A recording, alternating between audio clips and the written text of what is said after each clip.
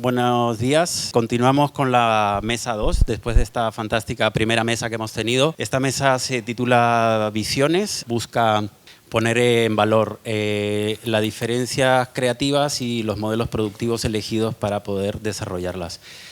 Moderando estará Samuel Alarcón, socio de Dogma. Yo soy José Luis Salomón, socio de Dogma también, al igual que Robert, Carolina, y contamos también con Álvaro Longoria, Robert Bajar, Carolina Astudillo, y os dejamos. Esto es un diálogo abierto, ¿vale? Quisiéramos que haya una participación activa de parte vuestra, así que estáis invitados a intervenir en cualquier momento o cuando Samuel lo diga. Venga, pues adelante, empezamos. Gracias. Muchas gracias, José Luis. Gracias a todas y todos por venir a esta segunda sesión de Documenta Pro, en estas mesas sobre industria del cine documental. En esta primera mesa que hemos tenido ocasión de escuchar esta mañana, hablábamos de la producción en países vecinos, hablábamos de los nuevos fondos que están entrando para hacer documentales y hablamos también de la posibilidad de financiar las películas. Esta segunda mesa, Visiones, está planteada desde el prisma de cómo muchas veces los autores de cine documental se ven en la circunstancia de tener que producir sus películas. Para mí personalmente el auténtico cine, cuando hablamos de películas, es el cine documental. Pues todos los que estáis aquí sabéis que cuando hacemos películas, mucha gente dice, pero un momento, ¿haces películas o documentales? Claro, esta es como la primera batalla que los que hacemos docus nos tenemos que plantear.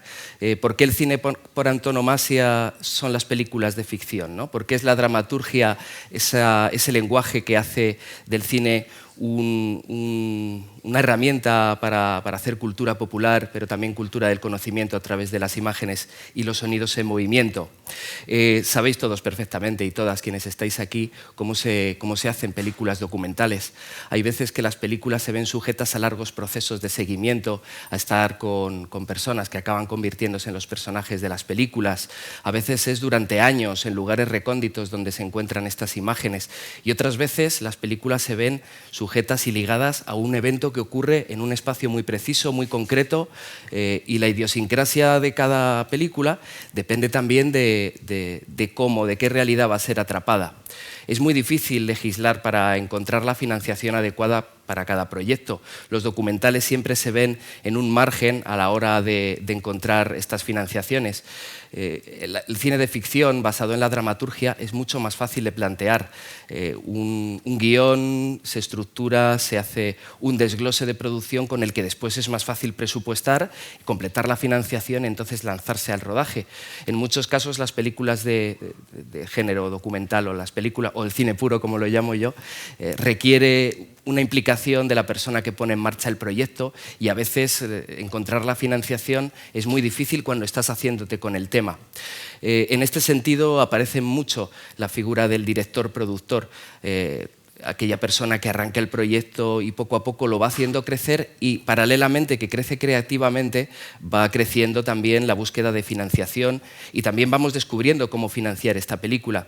Por eso esta segunda mesa que se hace hoy aquí en Documenta Madrid, organizada por Dogma y por Madrid Film Office, ha planteado encontrar a tres perfiles de figuras de directores, productores, que desde diferentes ángulos y perspectivas han levantado proyectos de diferente índole, poniendo en común las experiencias de estos tres autores, estos tres personas de cine, y delante de también más personas de cine, pues esperamos llegar a alguna conclusión.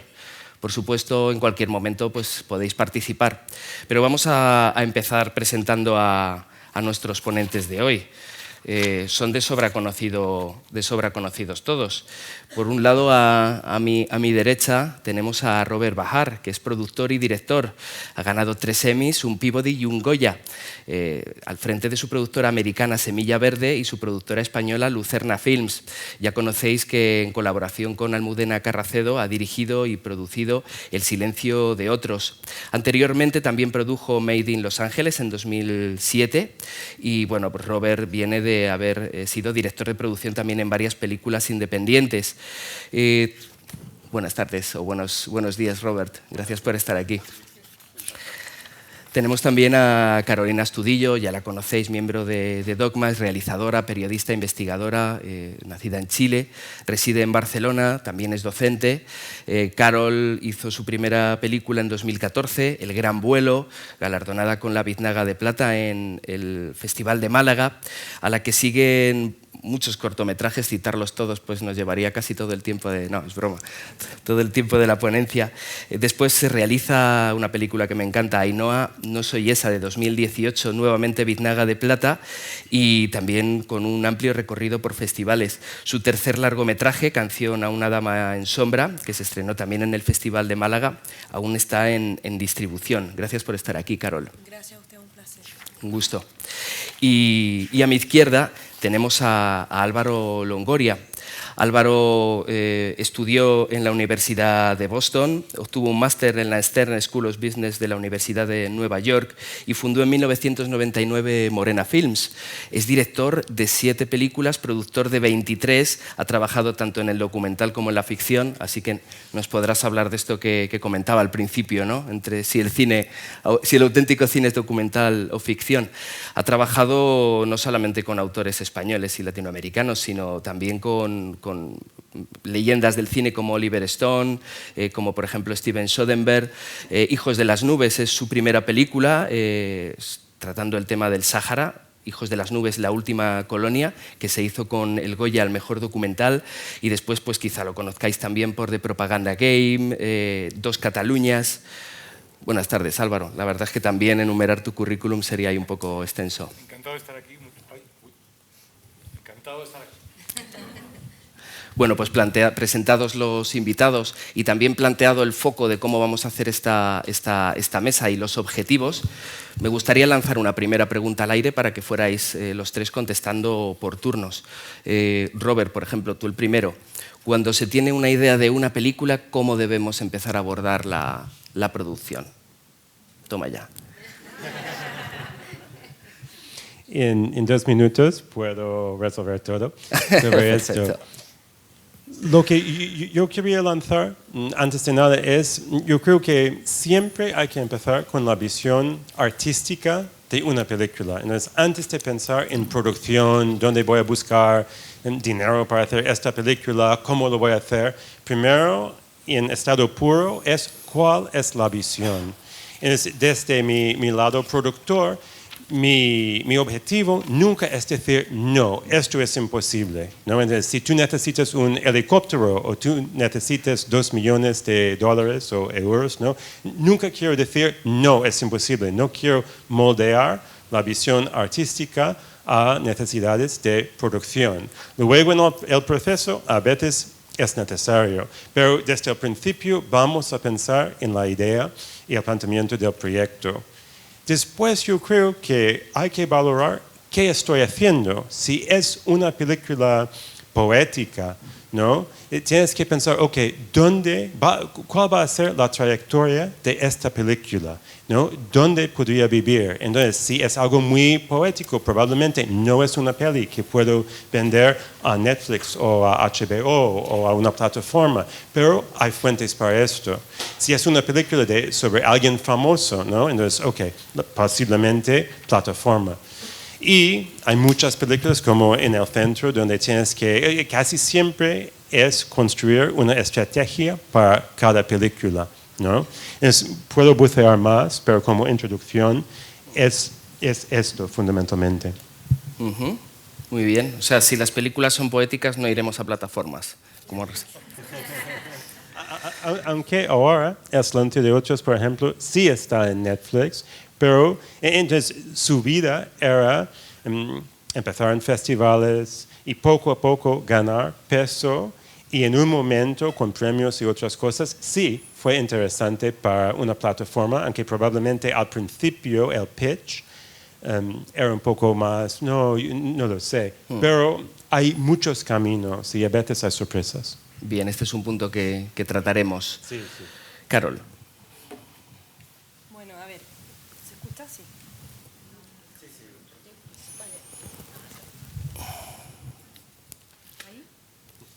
Sí. Vale.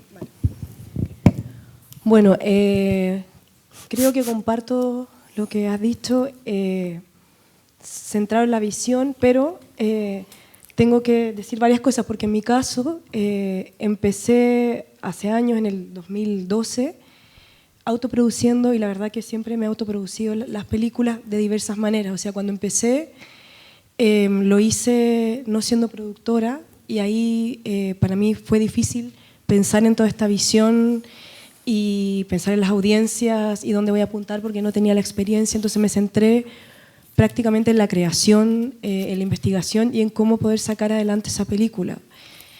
Por eso que costó aproximadamente 4 años y ni siquiera estaba dada de alta como productora. Entonces fue un caso muy curioso, porque fue una película que ganó en Málaga, que tuvo un recorrido por festivales, pero también soy consciente de que mi inexperiencia provocó muchos errores. Entonces ahora, desde hace un par de años que estoy coproduciendo las películas, y hace unos meses que tuve que abrir una productora, también por temas legales que muchas veces son impuestos por las subvenciones. Entonces son distintas formas de abordar un proyecto, pero sí que coincido en que hay que pensar qué tipo de proyecto es, hacia dónde apuntamos, pero creo que un proyecto poético o quizá experimental, como se llama, sí que podría acceder a plataformas. O sea que en realidad creo que no hay que restringir la mirada, ¿no? En ese sentido. O sea, creo que todos estos proyectos debieran tener cabida en las plataformas, y como que hay que abrir las audiencias, y que las plataformas tienen que abrirse también para otras audiencias,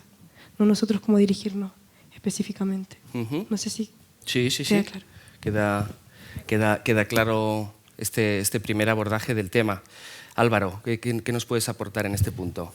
Bueno, a mí me parece que estoy de acuerdo con todo lo que estáis diciendo, y me parece muy interesante a la hora de enfrentarte a un proyecto. Yo, como soy productor, ¿cómo se dice? Antes de fraile, no sé qué, antes de fraile. Cocinero antes de fraile. Yo soy productor antes que director. Entonces, ¿qué pasa? Que muchas veces me sorprende que muchos directores no se pongan el sombrero de productor antes de empezar o embarcarse en un proyecto, ¿no? Porque, claro, tú puedes hacer una cosa muy, muy experimental, muy autoral, pero si tú desde el principio te imaginas cuál es tu hoja de ruta, todo es mucho más fácil. Lo que es muy difícil es ir improvisando una hoja de ruta por el camino. Primero sabes qué es lo que quieres hacer. Eso es fundamental. ¿Cuál es tu punto de vista? ¿Qué es lo que vas a contar? ¿Y cómo lo vas a contar? Pero a partir de ese momento tú tienes que imaginarte una hoja de ruta y con unos hitos, y ir cumpliendo esos hitos. Porque si no, te acabas volviendo loco, te enamoras de tu proyecto, te pasas 10 años, acabas montando y gastándote todo el dinero de tu abuela, y luego a lo mejor no lo ve nadie, ¿no? Entonces creo que esa hoja de ruta es fundamental, y te obliga a pensar exactamente esos pasos en qué van a consistir, y a tomar decisiones desde el principio que, si no las tomas al principio, luego son muy complicadas. Bien, sí, por supuesto. Claro, el camino de ir hacia la dirección desde la producción sois los menos, sois menos los perfiles, los profesionales que comenzáis en la producción. Claro, evidentemente, al contrario de lo que contaba Carol, en tu caso tú ya tienes la experiencia, ¿no?, con los problemas con los que te puedes ir encontrando cuando haces una película documental, porque también venías de hacer ficción. Bueno, yo antes de dirigir había producido tanto ficción como documentales. Había hecho grandes documentales pequeños, había hecho de todo. Y yo me hice director un poco casi porque no me quedaba otra, ¿no? O sea, porque era un proyecto tan personal, que dije, pues es que mi visión solo la sé yo. Pero lo que sí que creo que es fundamental es tener esos elementos, y yo soy un gran defensor del productor. Por eso la figura esta del productor-director tiene muchísimo peligro. Yo siempre digo, yo no me puedo pelear conmigo mismo, macho, por mucho que quiera, ¿no? Y al final, para mí, el productor es esa persona que te acompaña en el proceso con la única misión porque claro, mucha gente piensa que los productores solo piensan en dinero, que es mentira. También piensan en otras cosas. No, pero es verdad, un buen productor es fundamental, ¿no? Porque necesitas tener ese ping-pong, alguien que te pueda ayudar en el proceso y que te pueda dar una opinión un poco crítica, bien intencionada, de que te estás desviando de tu idea inicial, o lo que estás haciendo a lo mejor no es lo mejor, ¿no? Y entonces, cuando tú tienes que hacer eso solo, que yo lo he hecho, muchas veces es muy difícil, y muchas veces genera un conflicto casi imposible, porque claro, como director es obligatorio enamorarte de tu proyecto, ¿no? Y como productor es obligatorio no enamorarte del todo de tu proyecto. Tienes que estar enamorado, pero tienes que ser crítico, porque si no, todos somos maravillosos, todos somos unos genios, qué maravilla, ¿no? Pero luego, claro, le llegas al algoritmo y te dice, ¿qué? O sea, ¿qué me estás contando? Entonces yo creo que esa figura es fundamental. Y si no la tienes, pues buscar socios que te acompañen en el proceso desde lo antes posible. Es decir, un agente de ventas o un coproductor o lo que sea, porque claro, de un documental que entre en el algoritmo es un milagro. O sea, es un milagro. Luego hacen lo que llaman documentales, yo qué sé, los realities de Georgina, pero eso no es un documental. Lo llaman documental, bueno, ni siquiera lo llaman documental, lo llaman factual, ¿no? Pero vamos, el documental de autor, que es de lo que estamos hablando aquí, ¿no? Que no es, yo qué sé, eso de Georgina, ¿no? Tiene que tener una visión y claro, el algoritmo va en contra de eso por definición. Algunos ocurren, a mí me ha pasado, pero es un milagro, vamos. Tocaremos el asunto del algoritmo. Bueno, pues por lo que se está hablando, claro, porque vamos a hablar del algoritmo, tenemos que pasar por él en algún momento si queremos ir a plataformas. Pero bueno, hablando de este foco que estábamos poniendo en la dualidad del autor como también productor, pues bueno, si el proyecto es tu pareja, el productor a lo mejor hace de suegra, ¿no? Es quien te pone más pegas, quien te va diciendo qué cosas te van a engañar. Lo que decías tú de enamorarse del proyecto es necesario, pero al mismo tiempo puede ser un inconveniente porque estamos demasiado adentro y no vemos. Uno de los problemas que tiene hacer cine documental es, al principio, cuando no somos productores y no tenemos productor, ¿cómo te colocas, ¿no? ¿En el papel de suegra o en el papel de amor? Robert. Para mí es una pregunta interesante porque al final Almudena y yo somos una pareja y trabajamos juntos. Entonces, a veces mi papel es un poquitín más el papel del productor, porque también empecé como productor, empecé también haciendo dirección de producción y fue un poco mi camino.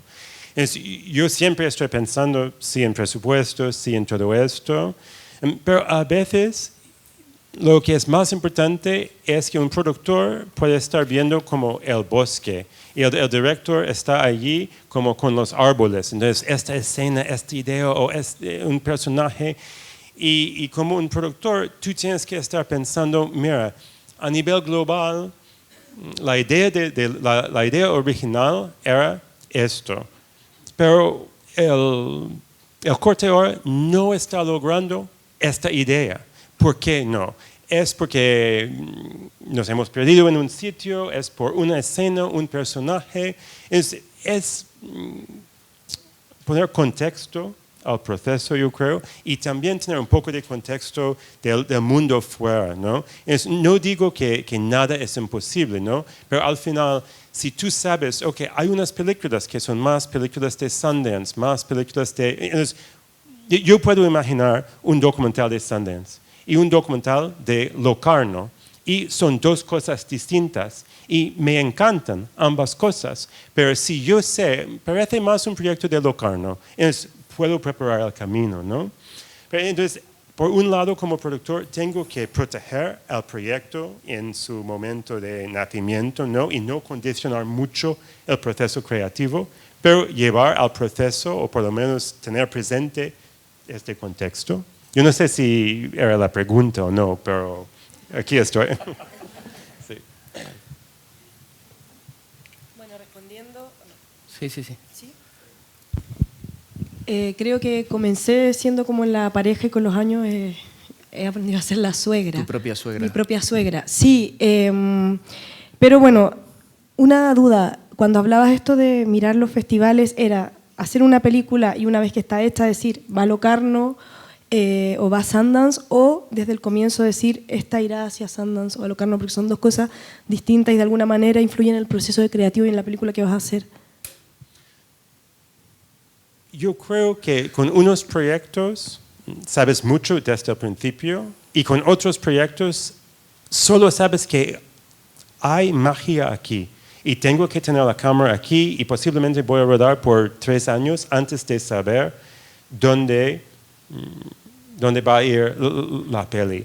Con unos proyectos a veces está clarísimo, esto podría ser un proyecto para esto o esto. Y con otros proyectos lo más importante es decir, el director o la directora tienen algo mágico que yo tengo que proteger hasta el momento que podemos pensar más en estas otras cosas. Pero a mí me encantan sorpresas y me encanta como descubrir durante el viaje. Pero a veces hay pistas y a veces hay que esperar. Lo planteaba porque sí que es cierto que uno hace un plan de distribución y puede pensar, mira, voy a estrenar a lo mejor en Sundance o quiero estrenar en IDFA, pero en mi caso nunca me he planteado una película diciendo, voy a tomar ciertas decisiones formales pensando en algún festival. Entonces por eso preguntaba. Creo que no es tanto el festival, sino imaginarte al principio cómo va a ser tu película y cuál es el protagonista y cuál es la historia que voy a contar y qué es lo que va a pensar la gente. Porque a la hora de financiar, eso es fundamental. O sea, a la hora de financiar un proyecto, lo más importante es lo primero que quiere una plataforma, porque una televisión hay de todo, ¿no?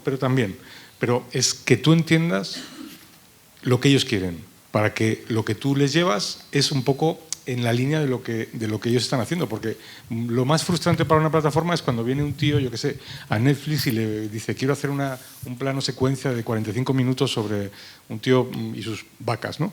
No porque no sea a lo mejor una obra maestra, sino porque eso no lo van a poner, entonces ya generas una frustración. Tienes que entender a tu interlocutor desde el principio para poder empatizar con él y que él se vea identificado con ese producto que él, porque todos los commissioning editors del mundo están deseando comprar cosas. Lo que pasa es que solo lo pueden hacer una de cada 100 veces.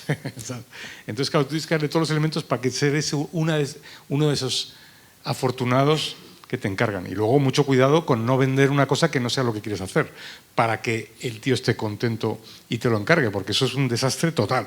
Eso suele pasar mucho, la gente complace tanto que al final les promete una cosa que no es lo que van a entregar. Y eso es pan para hoy, hambre para mañana, ¿no? Yo creo que es ser muy honesto contigo mismo y tener muy claro para quién estoy haciendo y sobre todo, antes de nada, qué es lo que voy a hacer. Porque muchas veces dicen, no, es que es buenísimo este documental sobre el plástico y tal. Bueno, es que documentales sobre la memoria histórica, lo hablábamos antes, ha habido 100.000. El bueno, el que consigue tener un punto de vista emocionante, empático y original de alguna manera, ¿no? Y eso es lo que pasó con vuestro documental, que al final es una cosa excepcional. El tema lo han tratado 100.000 millones de veces, pero el punto de vista. Y si tienes ese punto de vista, ya eres interesante. Por eso es muy importante, por ejemplo, que el director sea alguien con experiencia, ¿no? El primer director es muy jodido, porque claro, las plataformas dicen, oye, si no te conozco de nada, ¿cómo sé que lo que me estás prometiendo lo vas a entregar? Es lo único que les preocupa a ellos. Entonces, por eso es tener experiencia, hacer cortos o ponerlo, que es lo que hablábamos antes también, enseñar lo que estás haciendo. No es tan complicado. Enséñale un vídeo diciendo, este es mi protagonista. Y ya verás tú, si es tan potente, si hay magia, pues la tienes que poder contar. No hace falta 200.000 euros para hacer un teaser. Claro.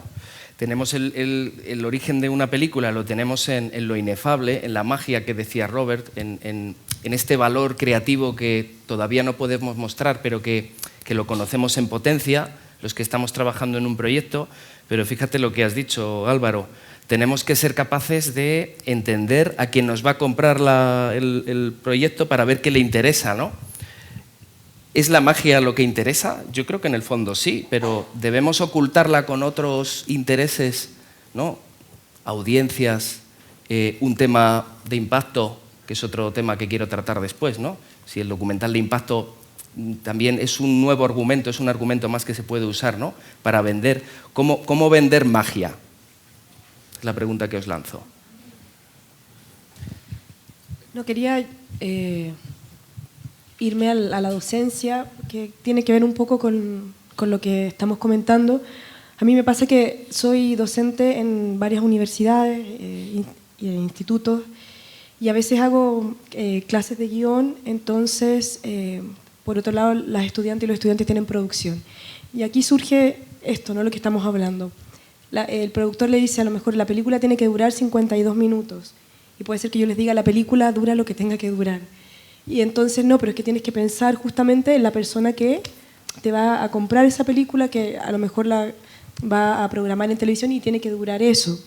Y así con otras decisiones. Entonces creo que sí, por un lado, uno se tiene que adecuar a la persona a quien le estás vendiendo el producto, por llamarlo de una manera, pero también con ciertos límites, ¿no? Y lo veo mucho en los estudiantes que, sobre todo en un instituto donde hago clases, que está orientado muy a las plataformas, ¿no? Esta dualidad, y para ellos y ellas a veces es como un peso, ¿no? Esto, ¿no? De tener que someterse a un minutaje o a un tipo de corte o hacer algún tipo de entrevista, ¿no? Por esto, ¿no? Entonces me parece como importante, ¿no? Que ya desde la docencia y desde los institutos y las universidades en los que se está estudiando cine, que se cuestione, ¿no? O sea, lo que estamos reflexionando ahora. Es un equilibrio muy complicado, pero el otro día tuve una charla con la jefa de documentales de HBO, que me pareció fascinante, porque claro, el punto de vista interesante, que nosotros somos 3 directores productores que hacemos todo lo que sea para conseguir que nuestra visión acabe financiada o que la vea gente, ¿no? O sea, y entonces, bueno, eso es... Pero claro, cuando te pones en el otro lado, ella decía, para mí lo más importante es que el director, productor, primero la pareja productor-director para ella era fundamental, porque le daba una garantía de calidad el hecho de poder tener ese ping-pong, ¿no? Segundo, el sueño, o sea, que te puedan transmitir y contar de una forma clara cuál es el sueño de la película que van a hacer, o sea, el poder contar bien, porque no es hacer una película sobre plásticos, es cuál es tu punto de vista sobre los plásticos y por qué es diferente y por qué va a ser interesante. Y tercero, la ambición. Eso que hablábamos del festival es fundamental, porque cuando tú vas a un... Nada le puede gustar más a un streamer que decirle, con esto ganamos un Oscar. A lo mejor no lo ganas, pero ya igual, tío, ¿sabes? Hay que ponerse siempre en el zapato del otro. Y el otro, ¿qué quiere? Ser el que ha comprado el documental que ha ganado el Oscar. Nos ha jodido, ¿no? Y eso cuando es realista, ocurre, ¿no? Yo, por ejemplo, cuando voy a hacer un pitch, a ver, mis documentales todos han estado en importantes festivales, o sea que lo más probable es que este también lo esté, ¿no?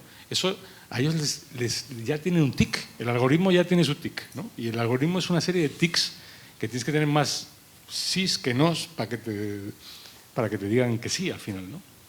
Pensar en esos tics e intentar responder esas preguntas. Bueno, esa situación en la que ellos nos pueden ir poniendo tics desde ¿no? los jefes de ventas de una gran plataforma, es porque, claro, reciben tanta oferta de proyectos que tienen de alguna manera que cribar, ¿no? Y de ahí que obliguen a quienes realizan los proyectos a plegarse a sus gustos y de hecho, el pitching, que ya conocéis todos lo que es, pues no deja de ser una manera de en poco tiempo condensar un proyecto que a lo mejor llevas desarrollando tiempo y meditando muchísimos meses, ¿no? Para que haya ese approach, ¿no? Como se dice ahora, esa aproximación a quien puede comprar el proyecto. Pero ¿dónde queda ese desarrollo que nos lleva? Decías que esta jefa de compras de HBO decía, vale, demuéstrame lo que está en cámara, enséñame la magia. ¿Cómo una persona que está desarrollando un proyecto documental debe abordar el desarrollo? Muchas veces el desarrollo requiere financiación, pero es lo único que nos va a llevar a concretar algo, un teaser, unas imágenes, una entrevista, un evento, una tribu perdida, no sabemos el objeto del documental. ¿Cómo debemos abordar esa primera fase en la que empezamos a generar los primeros materiales? En la ficción tenemos el guión, ¿no? Ya están los diálogos, ya está la potencia de las escenas, de las secuencias, pero muchas veces en el documental tenemos que empezar por ahí, ¿no? Por esa primera aproximación. Robert. Nunca es fácil y casi siempre te van a pedir, cualquier persona, te va a pedir, pero ¿dónde estás con el proyecto? ¿Has empezado? ¿Puedes mostrarme algo, no? Entonces, ¿de dónde viene la financiación para el proceso imprescindible de desarrollo, no?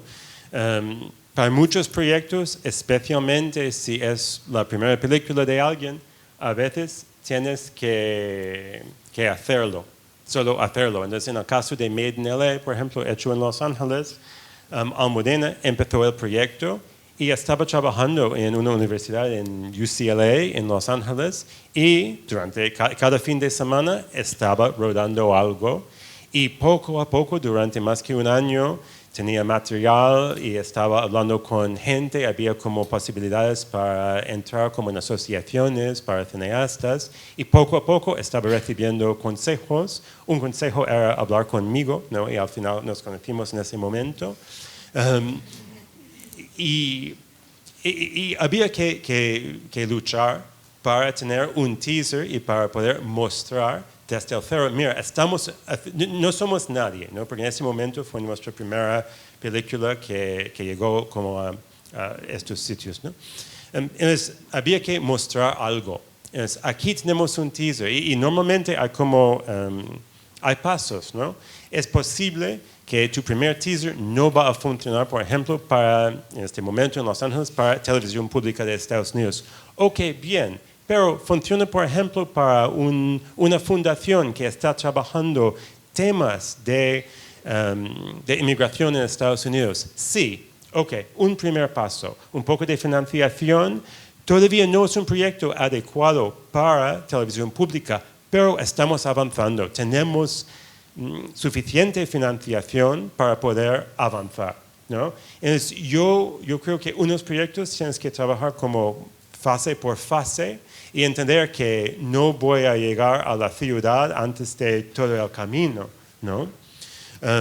Quería volver un segundo a esta pregunta de cómo vender magia, porque yo creo que algo súper útil es ir a pitches, especialmente para mí pitches donde puedes hacer muchas reuniones. Yo soy menos de estar en el escenario en IDFA y decirlo a todos que ir a un sitio como Sheffield y en un día tener 20 reuniones, ¿no? Entonces, ¿qué hago? Tengo como dos páginas, por ejemplo, del pitch y yo sé, después de estar pitching, haciéndolo con cada proyecto, que en 2 o 3 minutos que yo sé cuáles son los puntos para engancharte, ¿no? Entonces, hago mi introducción, tengo como unos papeles, es casi más para tener una foto, algo visual presente, y después tengo un trailer o algo de 2 o 3 minutos, tengo un iPad, y en una reunión de 15 minutos puedo hacer un pitch de 2 minutos.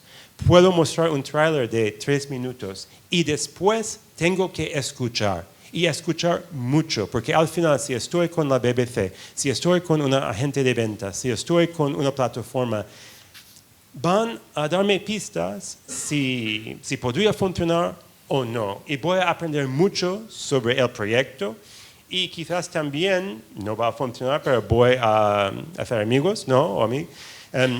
Y preparar el camino para otros proyectos. Pero estas conversaciones te dan contexto. Sí, yo estoy completamente de acuerdo que es importante tener estas reuniones, pero en mi caso, claro, desarrollo, teaser. En mi caso, las películas, el teaser lo financio yo, siempre. Sí. O sea, tengo que poner dinero bastante porque toda la gente con la que trabajo, la montadora, la diseñadora de sonido, la colorista, obviamente que les pago. Entonces, adelanto este dinero y después, si todo va bien, aplicamos a una ayuda, una subvención para desarrollo y recupero ese dinero. Pero siempre hay una apuesta, claro, y en esa apuesta está el teaser, el dossier, las reuniones. Pero claro, hay que invertir. Es una inversión necesaria. Totalmente, sí, sí. Es fundamental. Y claro, ¿qué pasa? Que como los márgenes del documental son tan pequeños, no permiten desarrollar. Quizá el gran problema de la industria documental es que está muy poco desarrollada porque los márgenes son muy pequeños, entonces es muy poco común encontrar empresas medianamente grandes que tengan capacidad financiera y una flexibilidad, ¿no? Ocurre algunas veces que empresas como la mía, que hacen también ficción, pues pueden financiar el desarrollo documental, pero si no, lo tienes que financiar tú. Pero es que ninguna película puedes hacerla si no inviertes tu tiempo y tu dinero. Porque si tú no crees en eso, ¿por qué va a creer el otro? Quiero decir, tú eres el primero que tienes que demostrar que esta película que te va la vida en ello. Y si eso lo primero es demostrarlo haciendo un teaser, haciendo un esfuerzo, escribiendo un guión, aunque ese guión no se parezca en nada a lo que... Porque todo el mundo te pide el guión, es una cosa que a mí me llama la atención. Digo, coño, llevo yo qué sé, 25 documentales y siempre te piden un guión y dices, es que no va a tener nada que ver con lo que, con lo que va a ocurrir, pero bueno, yo te lo escribo. Y efectivamente no tiene nada que ver, pero ellos ya han hecho su check, ya tienen las cosas que tienes que tener. Tienes un director con una carrera tal, un presupuesto razonable y un guión y un teaser. Y eso, porque si no es que no entras a jugar, ¿sabes? Yo creo que eso es fundamental. Y que la pena es que no haya más fondos de desarrollo que permitan desarrollar más los documentales. De alguna manera es precario todo el proceso. Entonces, desde el principio hasta el final es una industria muy precaria. Entonces, como no hay márgenes, pues es imposible hacer una industria de verdad, ¿no? Porque vas y la gente no lo valora por algún motivo y luego, sin embargo, las plataformas son de los productos más rentables en las plataformas. No hay que olvidar que los documentales que funcionan en las plataformas son el sueño dorado de cualquier plataforma porque le ha costado 10 veces menos que la ficción. Y funciona igual de bien, si es bueno, ¿no? Entonces, hay que pensar todo eso. Vale, pues tenemos entonces como punto de encuentro ese salto al vacío necesario para arrancar un proyecto. Tenemos después también este hándicap, que es la falta de infraestructuras de producción para el cine documental. Un poco estoy recopilando las ideas que están saliendo por aquí. Y también está de fondo todo el rato el fantasma de la plataforma, que es que hace 7 años o así no podíamos hablar ni siquiera de la posibilidad de producir nuestras películas mediante una plataforma. Pero es verdad que hace, no sé, por ejemplo, 15 años era muy difícil pensar en producir un documental y verlo estrenado en salas. Eso es una cosa que creo que es un logro que al menos en España se ha ido logrando. Muchos de los que estamos aquí hemos podido hacer una película y verla estrenada en salas, incluso en salas de cine comercial. Cada vez hay más salas dedicadas al cine independiente que vienen un poco a ocupar ese espacio que antes ocupaban las salas de cine, arte y ensayo. Y en las plataformas dices que, Álvaro, que es mucho más rentable para ellas el documental, porque claro, la inversión a priori es menor. Yo también creo que es porque precisamente, como decía Carol, los desarrollos muchas veces no contabilizan.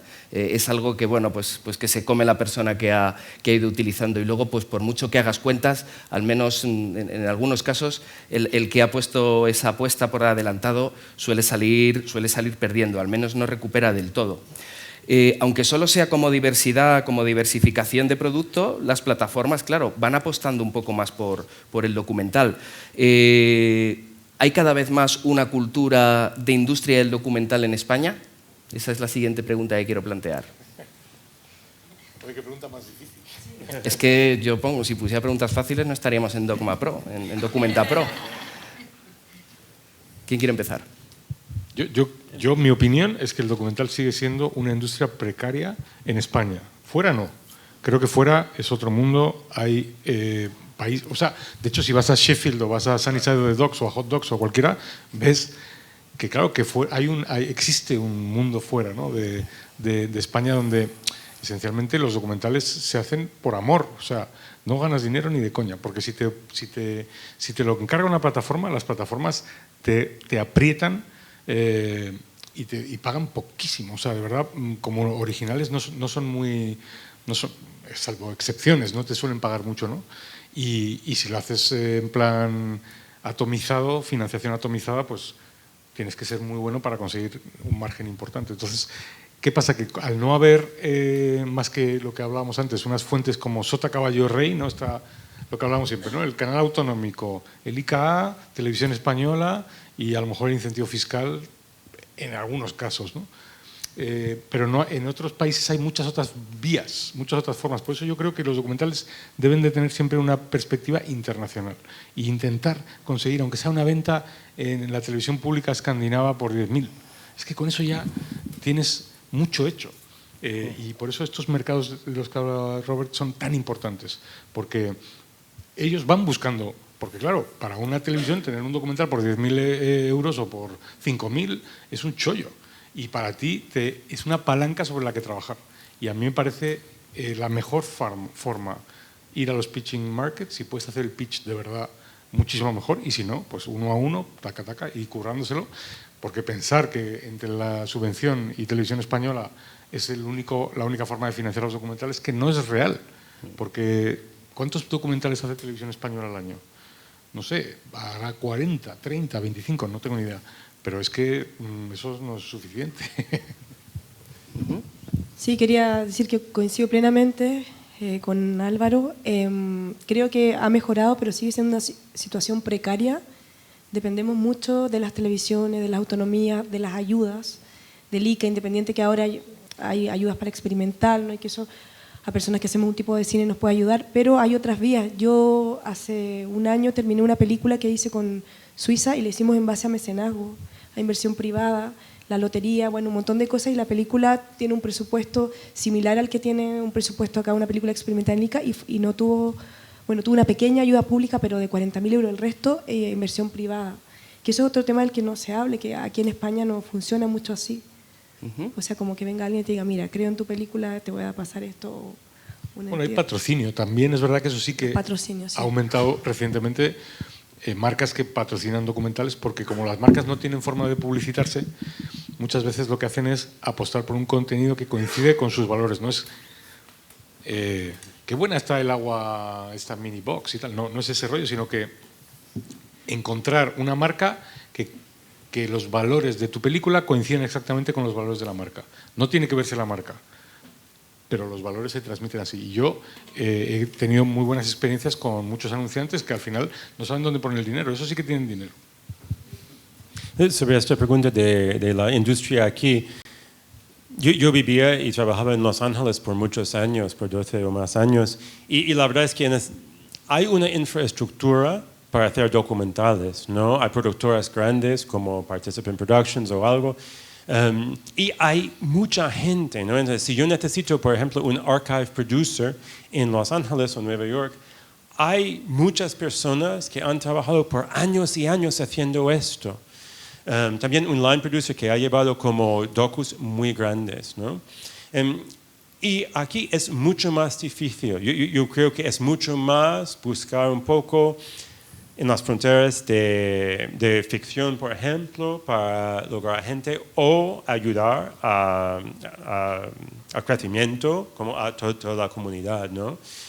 Lo que yo veo es que con las plataformas aquí hay muchas series, hay muchas obras de no ficción, pero para mí son un poco como televisión, ¿no? No son como cine documental. Entonces, el calendario, por ejemplo, de montaje, o el estilo, el tiempo, todo es distinto, y también el ritmo de la película, sus capas de profundidad. Entonces, yo veo ahora más producción de contenido de no ficción aquí, que no significa que hay más producción de cine documental aquí. Y en Estados Unidos, casi siempre un Netflix o HBO, antes de plataformas, siempre han estado haciendo todo. Siempre había un hueco para proyectos de premios, ¿no? Entonces, hay muchos documentales de televisión, pero siempre van a financiar unos proyectos que pueden ir a cines, pueden ganar un Oscar o estar en Sundance o algo. Y mi sueño sería que aquí, aunque vamos a encontrar mucho contenido no ficción, más de televisión, que también mantenemos un hueco siempre para cine documental. Me decías, Robert, en las conversaciones previas que hemos tenido para preparar la mesa, que tú encuentras, por ejemplo, cuando producías Made in LA, un abanico muy diferente en Estados Unidos para producir películas documentales que, por ejemplo, en España, ¿no? El Sota Caballo Rey del que estamos hablando. ¿En estos financiadores, en qué los puedes a lo mejor hacer ahí una pasada por ellos, por su tipología? Sí, en Estados Unidos, pero también en Londres y en otros sitios. Yo creo que televisión pública, por ejemplo, tiene como muchas posibilidades, pero hay una infraestructura de financiación privada, ¿no? Por un lado, de fundaciones que por un motivo son como fundaciones afines al tema del docu, ¿no? Entonces, si trabajamos un tema de derechos humanos, al final podemos identificar 25 fundaciones en Estados Unidos o en Londres o en Ginebra que podrían querer trabajar o apoyar al docu, ¿no? también es más fácil entrar. Entonces, si tú vas a una entidad en Estados Unidos y tú dices, es mi primera película o es mi segunda película, mi experiencia es que tomen más riesgos y hay más agilidad, ¿no? Entonces, si tú tienes algo bueno, y especialmente con el teaser, ¿no? Si tú puedes demostrar que estoy haciendo algo bueno, hay posibilidades. También hay personas que quieren invertir o directamente donar a un proyecto, a veces por un tema y a veces por su visión artística. Y en Sheffield también hay IFP Market en Nueva York. Puedes hacer reuniones y encontrar muchas de estas fuentes. No son como cosas escondidas necesariamente. Bueno, hay instituciones que financian el documental también fuera. En la mesa de esta mañana hemos tenido aquí al presidente de la SCAM, que es una sociedad de derechos de autor de documental. Esta es una figura pues, que en España es muy difícil de pensar, ¿no? Precisamente por esta escasez de estructuras industriales. Pero hablando de lo que tenemos ahora en España para producir documentales, cuando vosotros os enfrentáis a la financiación de vuestras películas, que son de diferente índole, ¿qué problemas os encontráis a la hora de buscar estas ayudas una vez que acudís a estas fuentes, volviendo al sota caballo rey? Es decir, financiaciones públicas, ICA, televisiones y televisiones autonómicas. Bueno, yo en mi experiencia lo que noto es que, claro, yo tengo una productora que es Morena Films, ¿no? Que es una gran productora que hace muchas cosas. Y cuando vamos a pedir las ayudas para documentales, por ejemplo, cuando no son automáticas, que no son ninguna automática, siempre es un comité y dicen, bueno, estos de Morena que se han creído que les vamos a dar una ayuda, una leche. Entonces, estás matando a la industria desde el principio, porque estos comités que dicen, no, hay que apoyar a los independientes y tal, claro, si lo único que hay son independientes, ¿no? Si no estás fomentando la creación de esta infraestructura industrial que es definitiva para poder generar el tejido industrial y desarrollar los documentales a otro nivel, es imposible. Entonces, ¿qué pasa? Nosotros no nos han dado... Yo llevo 25 años y nosotros hemos producido 120 de todo, ¿no? Nunca nos han dado una ayuda selectiva. Nunca. Porque siempre dicen, hombre, estos de Morena no lo necesitan. Esa mentalidad es la que mata la industria. Y así, con esa mentalidad, no hay manera. Es imposible. Entonces, yo soy partidario ya porque hay que provocar un poco, ¿no? De que yo creo que el dinero debería estar en manos de los que van a emitir las películas. Es decir, hay un servicio público que son las televisiones públicas. Esos son los que tienen que tener, y son gente que tiene criterio. Y esos deberían tener muchísimos más medios y un mandato claro para ser la pantalla donde se vean los documentales de autor, porque los documentales son necesarios. Es cultura, es arte y además es historia. Entonces, todo eso es obligatorio y debería estar en las televisiones públicas. Lo del ICA debería ser, no extinguido, pero casi. O sea, en mi opinión, es un sistema terrible, terriblemente malo, ineficiente. No sé si hay alguien del ICA, gracias al ICA, por supuesto, pero a mí me parece un desastre total. Nunca he visto nada que funcione peor. Vale, bueno, pues empezamos a abrir un poco la polémica, pero vamos a ver. Sí, pero yo soy el moderador, disculpa. Si tenemos unas ayudas selectivas es porque están pensadas para proyectos que tienen un especial interés cultural, o bien cortometrajes, bien películas difíciles, que tienen una temática social, documentales, cortometrajes. Dices que quizá os deberían haber dado a Morena una ayuda selectiva. Bueno, yo me da igual pero que no me la den. si os han dado alguna general. No, bueno, porque son automáticas. No, lo que quiero decir es que, a ver, no me malinterpretes. Yo no digo que no tiene que haber ayuda para fomentar proyectos alternativos, diferentes o poco comerciales. Creo que eso tiene que estar. Pero tiene que estar identificado claramente que las ayudas para esos proyectos son para eso. Y luego tiene que haber ayudas para otro tipo de proyectos. Lo que no puede ser es que todas las ayudas que no sean para los grandes proyectos, o sea, yo voy a la general, me dan 1.200.000 y hago una película. En los documentales eso es casi imposible. Tienes que ir a ayudas selectivas, pero ahí estás compitiendo entre cine de autor súper puro, cine de autor mediano, cine súper comercial, o sea, hablo de documentales. Entonces, creo que no está bien compartimentalizado. Creo que las ayudas públicas tienen que estar para lo que tienen que estar, que es para apoyar lo que has dicho tú. El cortometraje de creación, el cine de autor que no tiene cabida en otro sitio, eso sí. Pero lo que no puedes es interceder en el libre funcionamiento de la industria, porque entonces generas unos desequilibrios que son lo que pasa en España. O sea, en España se producen muchísimos documentales infrafinanciados que el 99% no van a ningún sitio. ¿Por qué? Porque están infrafinanciados y de entrada ya nacen muertos. Se hacen, pero no van a ningún lado. Y eso es porque está mal pensado el sistema. Silvia Rey, cineasta, productora también, tenía algo que decir. Nada, respecto a lo que decías del ICA, a ver, o sea, dices que a Morena no se han dado pero nunca. Eso es puramente selectivo. anecdótico, ¿eh? Bueno, que habrá otras lo productoras digo que me da igual que no me quejen. hayan dado ninguno y estoy encantado, no me quejo en absoluto. Pero seguro que has conseguido, de todas maneras, hacer las películas igualmente, ¿no? Entonces, quiero decir, al final el sistema no es tan fallido porque está protegiendo películas que sí que no se harían sin esa ayuda, ¿no? Y vosotros podéis hacer las ayudas, con lo cual tampoco es tan descabellado, ¿no? O sea, y como no hay dinero para todas las películas. Y luego también, pues, a ver, el comité del ICA todos los años es distinto.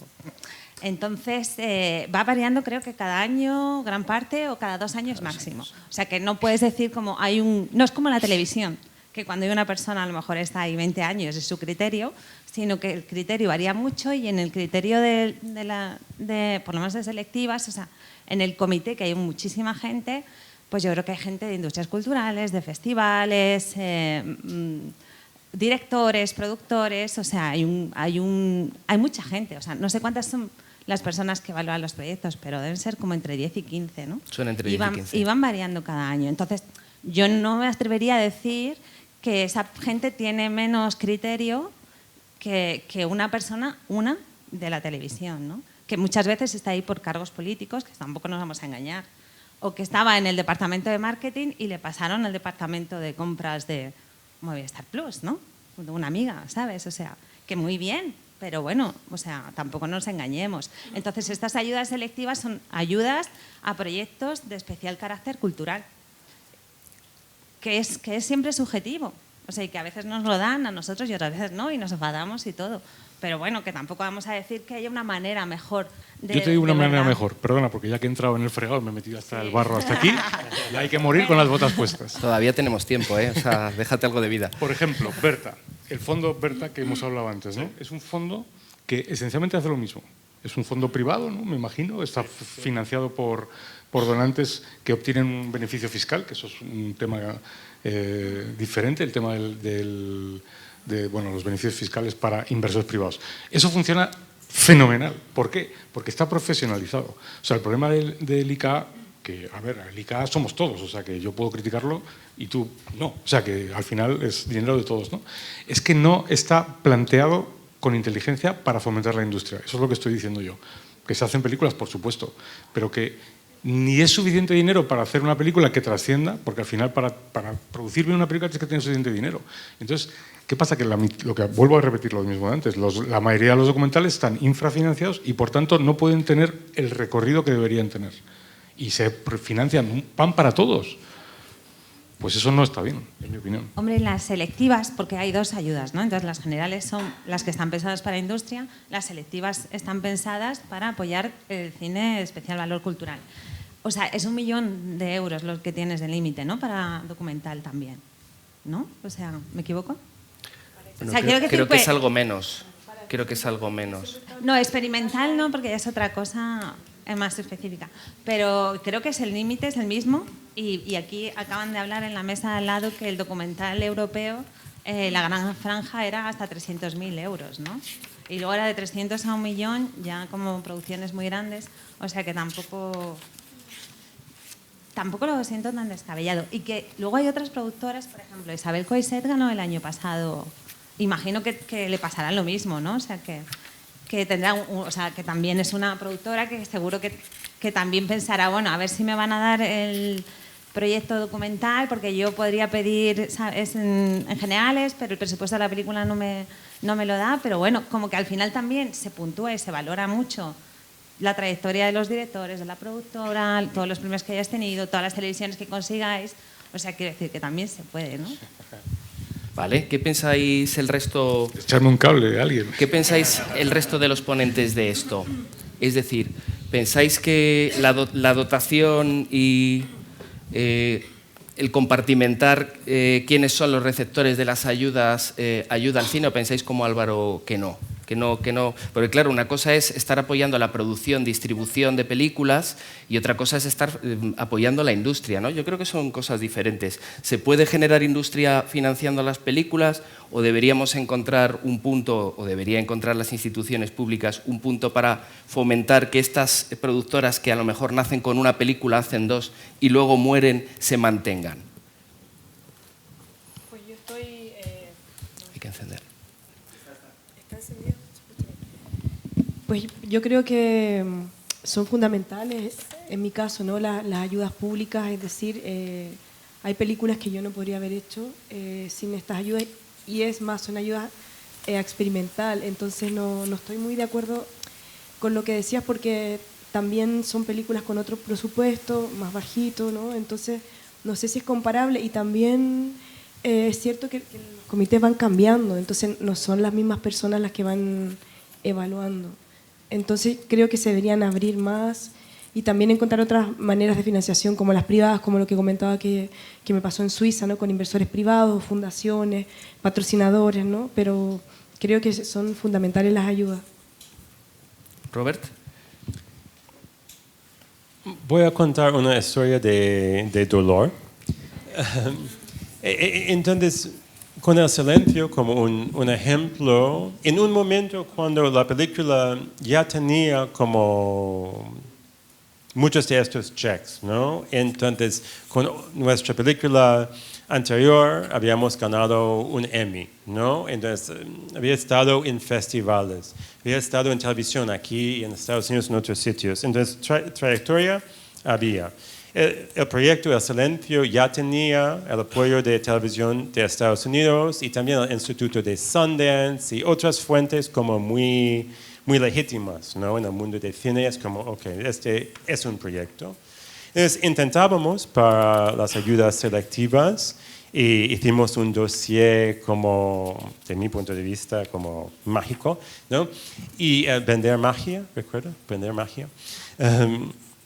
Y al final nos rechazaron y entiendo que el motivo era algo muy técnico, ¿no? Pero que nuestra productora aquí no tenía como los 5 años de antelación que es como la norma, ¿no?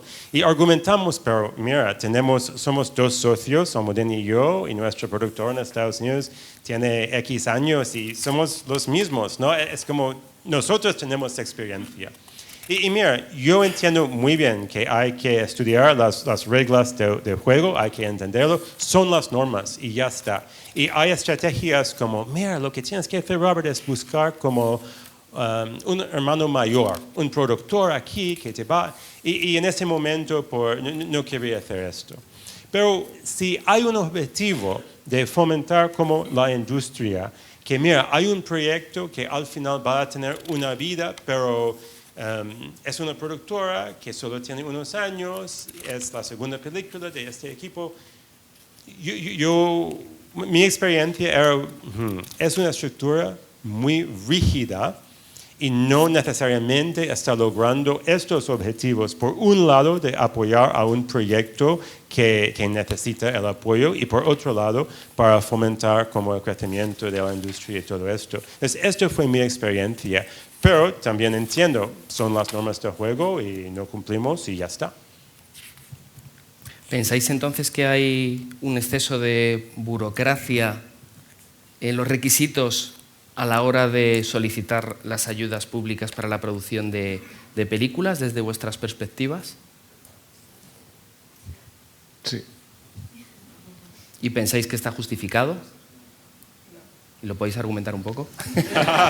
Yo es que mi teoría es, de verdad, o sea, insisto en esto y todo el mundo piensa, es que, joder, ¿qué cosas dices? No, el dinero público, si se deja en manos públicas, generalmente se utiliza ineficientemente. Esto es un comentario, yo no soy un neocon, pero lo he vivido en persona. Entonces, ¿qué pasa? Que lo que tienes que hacer es fomentar de alguna manera la industria, que haya consumo, que haya producto de calidad, que haya explotación, que los documentales puedan viajar. Y esa es la mejor forma de fomentar el consumo. Pero al final nosotros dependemos del consumidor, dependemos del espectador. O sea, no podemos pensar sin espectadores. Es decir, no, vamos a hacer unos documentales cojonudos que nos lo pague el ICA y, bueno, que no lo ve nadie, no pasa nada. Error.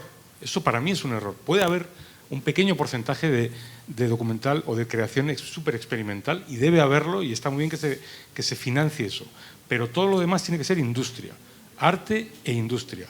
Porque al final nosotros vivimos de que la gente consuma nuestro producto, no de una subvención. La subvención solamente es una vía para conseguir que la gente consuma nuestro producto. Y eso es lo que, en mi opinión, no está bien entendido. Yo por eso creo que es mucho más eficiente dar el dinero público a la televisión española y que compren en vez de 25, 75 o que hagan un canal de documentales públicos donde ya la cosa esté mucho más profesionalizada y donde haya mucho más visibilidad y consumo. Porque si no, muchos de los documentales, ¿cuántos documentales, tú que eres experta, cuántos documentales habéis apoyado o se ha apoyado en el último comité de selectivas? ¿Cuántos? Me da igual, pero ¿cuántos? Lo sabes seguro, lo sabéis, alguien lo sabe, ¿no? Vale, los que sean, 20, 50, los que sean. ¿Cuántos de esos documentales han trascendido mínimamente? Porque si lo comparas con la ficción, no tiene nada que ver. La ficción trasciende por definición, por financiación, por estructura industrial y por consumo, sobre todo por consumo. No hay que olvidar que al final nosotros estamos haciendo documentales para que la gente los vea, no para nuestro propio ego. Pero ¿no crees que sería como menos diverso? Perdón. Si se le diera solamente, por ejemplo, la responsabilidad a una televisión pública para que ella tuviera un criterio de elección. No digo exclusivamente, pero digo todo lo que no sea cine puramente experimental, apoyar a jóvenes directores sin carrera, cortos extraños o diferentes para poderles ayudar a salir, porque al final el dinero tiene que estar utilizado inteligentemente y el dinero público se debe utilizar para ayudar a que ese producto se exporte, se consuma, se conozca o se fabrique en general, no solo porque sí. Eso es, en mi opinión, el problema. Entonces, si tú tuvieses un canal de televisión española dedicado en exclusiva a documentales, joder, se harían muchísimo mejores documentales, como ahora lo están haciendo con Place, ¿no? Creo que eso es un poco y me parece muy inteligente, joder. Y de repente tienes un canal donde de verdad se consume y se produce documental para el público, porque es que al final, parece que al final estamos aquí en una burbuja que somos pintores. No somos pintores, somos documentalistas fabricando contenido audiovisual para ser consumido. Además, Place, a pesar de estar dentro de RTV, se nutre principalmente de productoras externas. Están saliendo temas muy interesantes. Hablamos de consumo, pero detrás de ese concepto está también la formación de los públicos. Es decir, si no hay un público que esté cercano a la diversidad cultural y sensible hacia esto, las películas que sean diversas, que sean diferentes, que no estén en el mainstream, acabarán sepultadas. Y también estamos hablando de los criterios por los que las televisiones públicas financian unas películas y no otras. Son temas que después quiero tratar con vosotros. Pero Sandra Ruesga tenía una pregunta. ¿Ya conocéis a Sandra? Sí, bueno, no, quería y quizás hacer un comentario a raíz de todo esto que está saliendo, es que y después de la mesa que hemos tenido también anteriormente, yo sigo mirando a Francia, perdóname, pero es que... y sí que, estoy de acuerdo contigo, Álvaro, en que realmente hace falta una industria fuerte, ¿no? O sea, que realmente la industria audiovisual tiene que ser más fuerte para que todos y todas y cada uno de los espacios creativos que surjan de esta industria puedan tener más oportunidad. Y aquí estamos hablando como que de repartir, o sea, de para ti o para ti, ¿no? Se trata de que haya más y de que llegue a todos, ¿no? Y curiosamente eso, la industria, o sea, Francia es de los países que más dinero invierte público en su cine, y no estamos hablando de la industria solo, pero curiosamente es el país que tiene la industria más fuerte, ¿no? Entonces eso lo han conseguido primero no repartiéndose los cacahuetes que es lo que le ofrecen al cine, ¿no? Sino partiendo de una política cultural de realmente defensa de pues eso, del valor cultural de este nuestro audiovisual. a partir de, pues bueno, con las tasas o de otra forma, ¿no? Que han ido metiendo paulatinamente y de forma muy inteligente desde las primeras tasas que le pusieron a la industria americana a luego que vienen las teles, tasa a la tele, que vienen las plataformas, tasa a la plataforma, tasa a YouTube, y todo eso revierte en nosotros y nosotros vamos a seguir creando, ¿no? Entonces, sería cuestión de replantear, claro, esto va mucho más allá, pero de pensarlo también de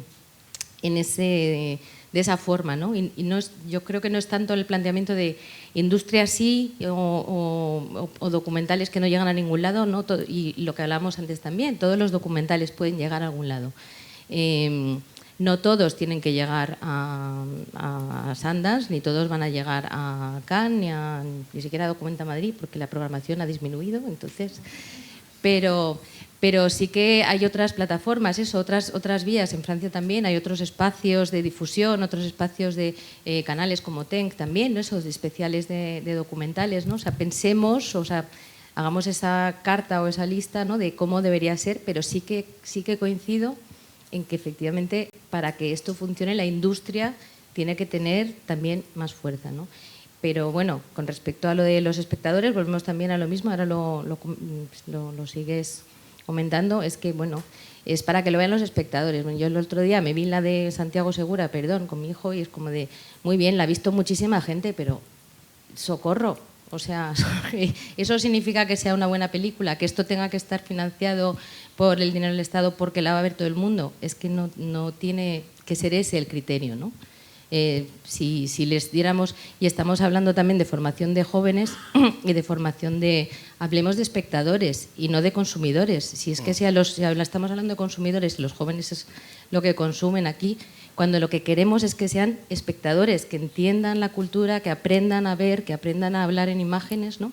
Entonces hay que replantear las cosas desde otro punto, pero siempre en pro de conseguir una industria fuerte, para lo que yo creo que tenemos que estar todos y todas de acuerdo.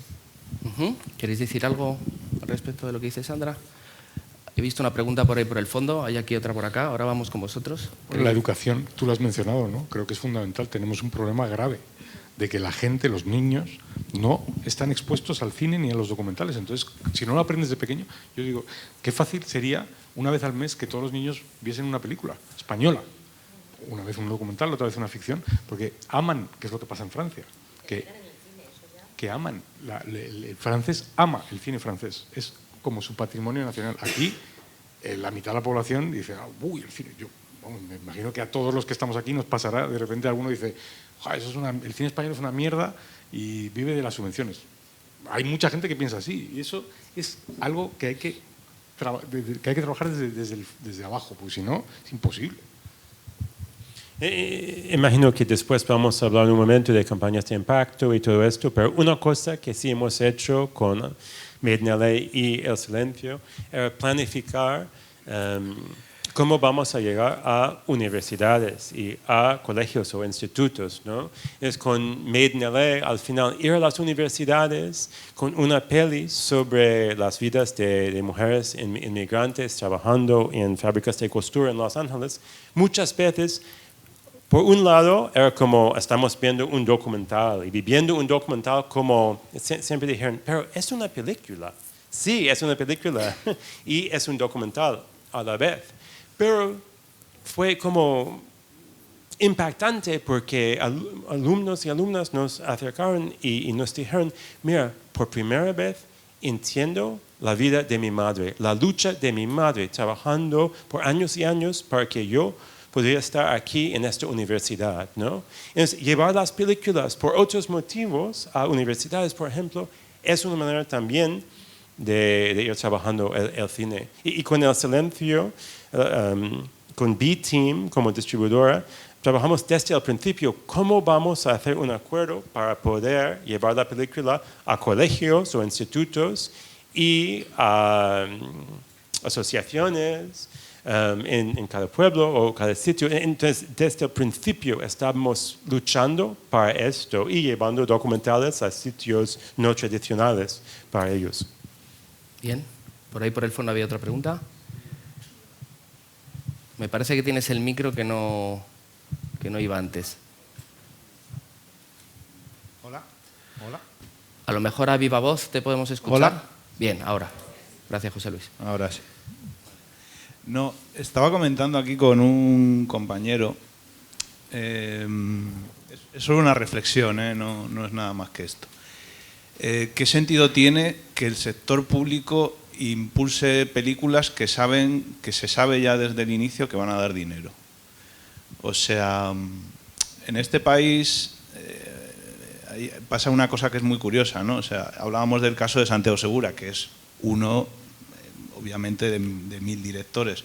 La mayoría no pasa eso, ¿no? Pero ¿qué sentido tiene que el sector público ponga dinero en una peli de Santiago Segura que sabemos que va a dar dinero, ¿vale?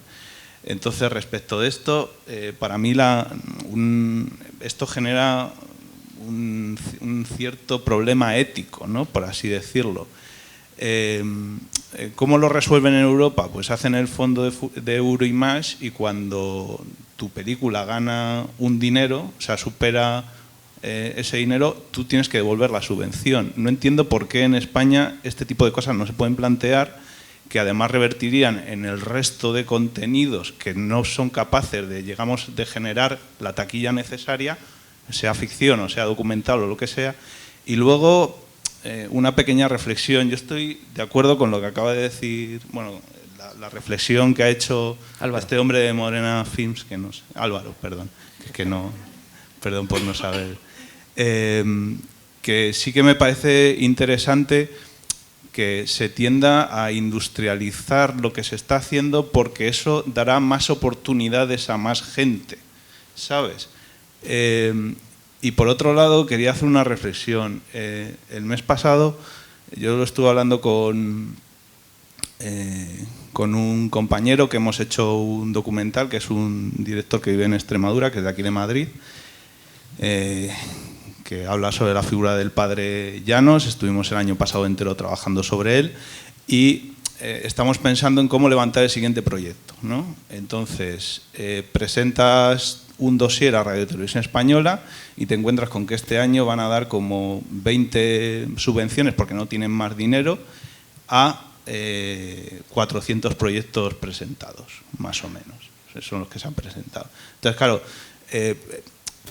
eso ya de por sí es un problema, ¿no? Pero luego hay otro problema, que es que Radio Televisión Española, la cantidad de dinero que te va a dar es prácticamente ínfima para poder,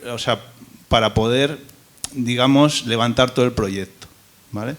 Entonces, bueno, son problemas muy estructurales que yo no sé cómo se pueden cambiar, pero está claro que detrás, o sea, lo que falla detrás es la mentalidad que hay en general de todas partes, ¿no? O sea, es igual que el último comentario que ha hecho, que es que la derecha mediática española se pasó como 10 o 12 o 13 años diciendo que pues eso, los cineastas somos unos subvencionados, que no sé qué, todo mentira porque es que es no conocer de qué va esta historia. Yo llevo 20 años haciendo audiovisual y no consigo ganarme la vida con ello.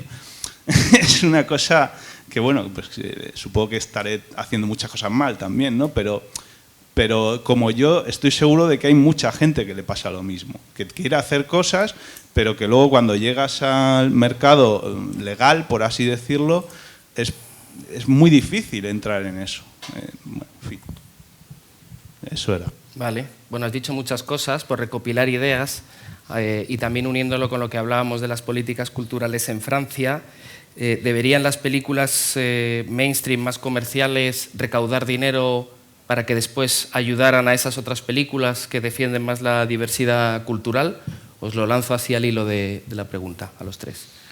Bueno, yo como soy el ejemplo perfecto de eso, ¿no? O sea, yo sí creo que es fundamental que haya, para hacer una película a nivel industrial, ¿no? Ficción, la subvención facilita muchísimo el poder cerrar la financiación. Yo sí que estoy de acuerdo con que deberían de tener un porcentaje de beneficios. Es decir, si yo gano muchísimo dinero con una película subvencionada por el Estado, ¿por qué no puedo devolverle el 10% de los beneficios al Estado? Es que no entiendo por qué. Yo, de verdad, creo que el ICA necesita borrón y cuenta nueva. O sea, está mal planteado todo desde el principio, ¿no? O sea, los requisitos todo el rato cambiantes, ¿no? Tú tienes una productora, intentas entender cómo hacer las subvenciones y de repente un mes antes de la convocatoria lo cambian todo, ¿no? Y dices, hostia, ahora todos corriendo a ver qué ha pasado, ¿no? Es que no es normal, porque hay que cambiarlo todo el rato. Haz una cosa que esté bien y fomentarás una seguridad jurídica que permita que la gente apueste, porque ahora mismo es imposible. O sea, tú apuestas por un documental y es que no hay donde... O sea, dices, yo lo voy a financiar porque soy yo qué sé, millonario y me apetece. Es que no sé dónde va a acabar, porque no hay sitios. Es decir, si no te lo compran las 4 plataformas, si no te lo compra Televisión Española, se acabó. Claro, no hay vías alternativas, ¿no? Yo creo que eso es lo que el dinero público debería estar destinado a fomentar ese tipo de cosas. Y luego, claro, cuando hablas de eso, ten en cuenta que en España es mucho más fácil conseguir una subvención. El incentivo fiscal es una subvención, no nos engañemos. O sea, aquí la industria audiovisual está muy subvencionada, una a través de inversión privada, que es ineficiente, pero y otra a través de subvenciones. Pero es que es mucho más fácil para un americano que viene a rodar a Canarias conseguir la subvención que para mí si rodo en Canarias. ¿Por qué? ¿Qué mentalidad es esa? No, es que los americanos dejan más dinero. Mentira. Pues se generan puestos de trabajo. Pero es que yo también genero puestos de trabajo. ¿Sabes lo que quiero decir? Si yo robo una película española en Canarias, genero los mismos puestos de trabajo o más y dejo muchísimo más dinero, muchísimo más empleo que los americanos que se traen hasta las botellitas de agua de Los Ángeles. Es acojonante.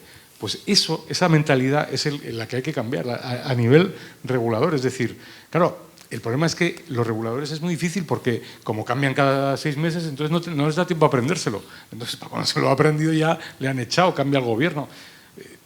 Eso quizá es el gran problema. No hay un plan a largo plazo, a medio plazo, para proteger la industria, ¿no? De repente te cambian la definición de productor independiente pues por motivos electorales o porque les apetece que les traten bien las televisiones o lo que sea, y de repente nos han jodido a todos, ¿sabes? Y ni siquiera son conscientes de lo que han hecho, ¿no? Yo creo que eso es el gran problema. No hay una estrategia a medio o largo plazo independiente del gobierno que esté en el poder en ese momento, ¿no? Y el ICA debería ser totalmente independiente del gobierno y tener un planteamiento de industria o de fomento a 10 años con un objetivo claro. Como la Agencia del Cine de Francia, por ejemplo, que es independiente. No sé si queréis decir algo por aquí, si no hay otra pregunta. Solo que en Estados Unidos había una lucha grande porque en un momento, no recuerdo si fue como en los últimos años 80 o principios de 90, pero había una lucha porque televisión pública fue muy difícil acceder a su dinero y también a la distribución, ¿no? Y había productores muy grandes y como cineastas un poco como Ken Burns, ¿no? Un estilo muy conocido, muy tradicional, aunque cosas interesantes. Entonces, había una lucha, al final llegó al Congreso y decidieron crear una entidad intermediaria que se llama Independent Television Service, que es completamente ajeno del gobierno. Y es el sitio donde puedes ir y donde financiamos una porción del presupuesto de El Silencio y Made in LA. No va con la agenda del gobierno. Su agenda es mucho más promover la diversidad de los proyectos que están llegando a televisión. Entonces están pensando, mira, hay proyectos aquí con voces jóvenes. Ahora, hay voces afroamericanos llegando a crear obras para televisión pública. Y al final también crearon como Latino Public Broadcasting, otra entidad para Asian Pacific Islanders. Entonces hay una infraestructura y dentro de esto sí hay un requisito de al final, si una película gana mucho, hay un porcentaje que sí tienes que compartir para ayudar a los que van a venir después de ti, ¿no? Pero esta infraestructura también ha creado un sitio para voces que nunca llegarían a la televisión pública sin todo esto. Por aquí hay otra pregunta. José Luis.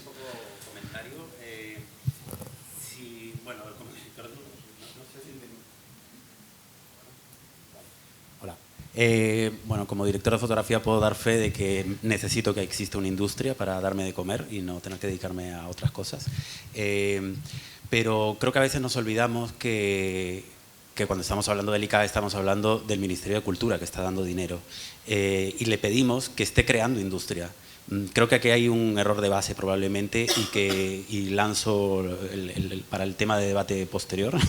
Si no tendría sentido en esta idea de reformulación de las cosas que existan líneas de ayuda a la industria desde el Ministerio de Industria y que Cultura se dedique a cultura, que es lo que tiene que hacer, y rebajar las consideraciones burocráticas, que ya se ha comentado aquí, me quedo con eso apuntado, y hay cosas que en el caso del documental de creación, bueno, vamos a quitar la palabra documental de creación, pero más de mayor riesgo o menos riesgo, con mayor riesgo comercial, vamos a decirlo, por no decir un fracaso sonado desde el inicio, en el cual nunca se tiene en consideración, que creo que eso es un problema grave en las fórmulas del ICA, es en que no se amortice el trabajo de la gente. O sea, no se puede capitalizar tiempo, horas y semanas de trabajo que se come uno y que no es dinero, pero es mucho tiempo que no se capitaliza y eso vale dinero también y no se está capitalizando. Eso me parece que es un tema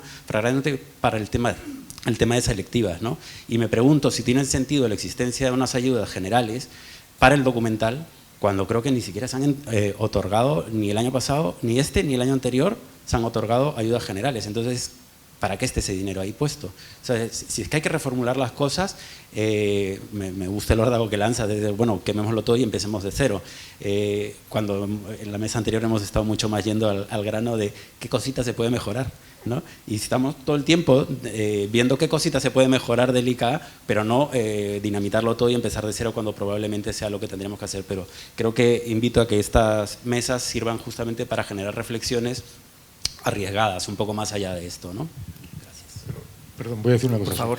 El tema que has dicho me parece clave, industria y cultura. O sea, el cine es la mezcla de las dos, ¿no? Y los documentales es parte del cine, es mezcla de las dos. Y yo creo que tiene que depender, el ICA debe ser financiado por las dos y la estrategia que marque el ICA debe estar marcada por las dos, por el Ministerio de Industria y por el Ministerio de Cultura, las dos, no solo una y luego el otro, que es lo que está pasando ahora. El ICA es como de cultura, pero está tomando decisiones que afectan a la industria. Entonces, claro, es un desastre porque posiblemente su motivación sea fomentar la diversidad cultural y se olvidan de fomentar también la industria porque a lo mejor no dependen de ello. Entonces, crear una entidad independiente financiada por las dos, si es posible totalmente independiente, mucho mejor. Y si no, por lo menos que tenga en consideración los dos factores, ¿no? Me parece... O hacer dos, sí. Sí, en el caso de Chile, por ejemplo, había un modelo así que era el Ministerio de Industria, te daba como el crédito Corfo, que era el de fomento, ¿no?, a la industria, y por otro lado está el Fondar, que es el Ministerio de Cultura que da las ayudas, y la verdad que funcionaba bastante bien. O sea que puede ser un modelo a pensar. Y totalmente de acuerdo que hay que reestructurar el ICA, pero es importante. Y bueno, no hablamos más de la burocracia. Él había puesto el ejemplo de los 5 años, yo también tengo un montón de ejemplos, pero bueno, creo que no nos vayamos por ahí, pero sí que también es un elemento que a veces te frena mucho y obliga a que a lo mejor no te den una ayuda para un proyecto que tenía todas las cualidades para hacer una buena película, ¿no? Nos queda media hora para terminar. Una pregunta más y introduzco un nuevo tema, que os prometí que íbamos a hablar de los algoritmos.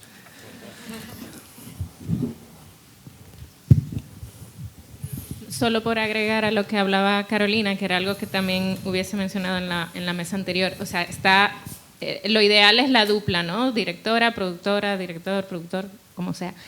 Pero yo agregaría como que, por lo menos actualmente como están las cosas, necesitamos un trío, no da con una dupla, porque es tanta la burocracia que es que hace falta la figura del productor burócrata, porque el productor creativo, la productora creativa, no le da la vida para hacer la burocracia y también acompañar a la autora creativamente, pensar el marketing, pensar la estrategia de financiación, estar en los mercados vendiendo la película. ¿Quién tiene las horas al día para poder descansar, comer, bañarse, a lo mejor tener hijos y hacer toda la burocracia, además de todo lo otro que se necesita hacer?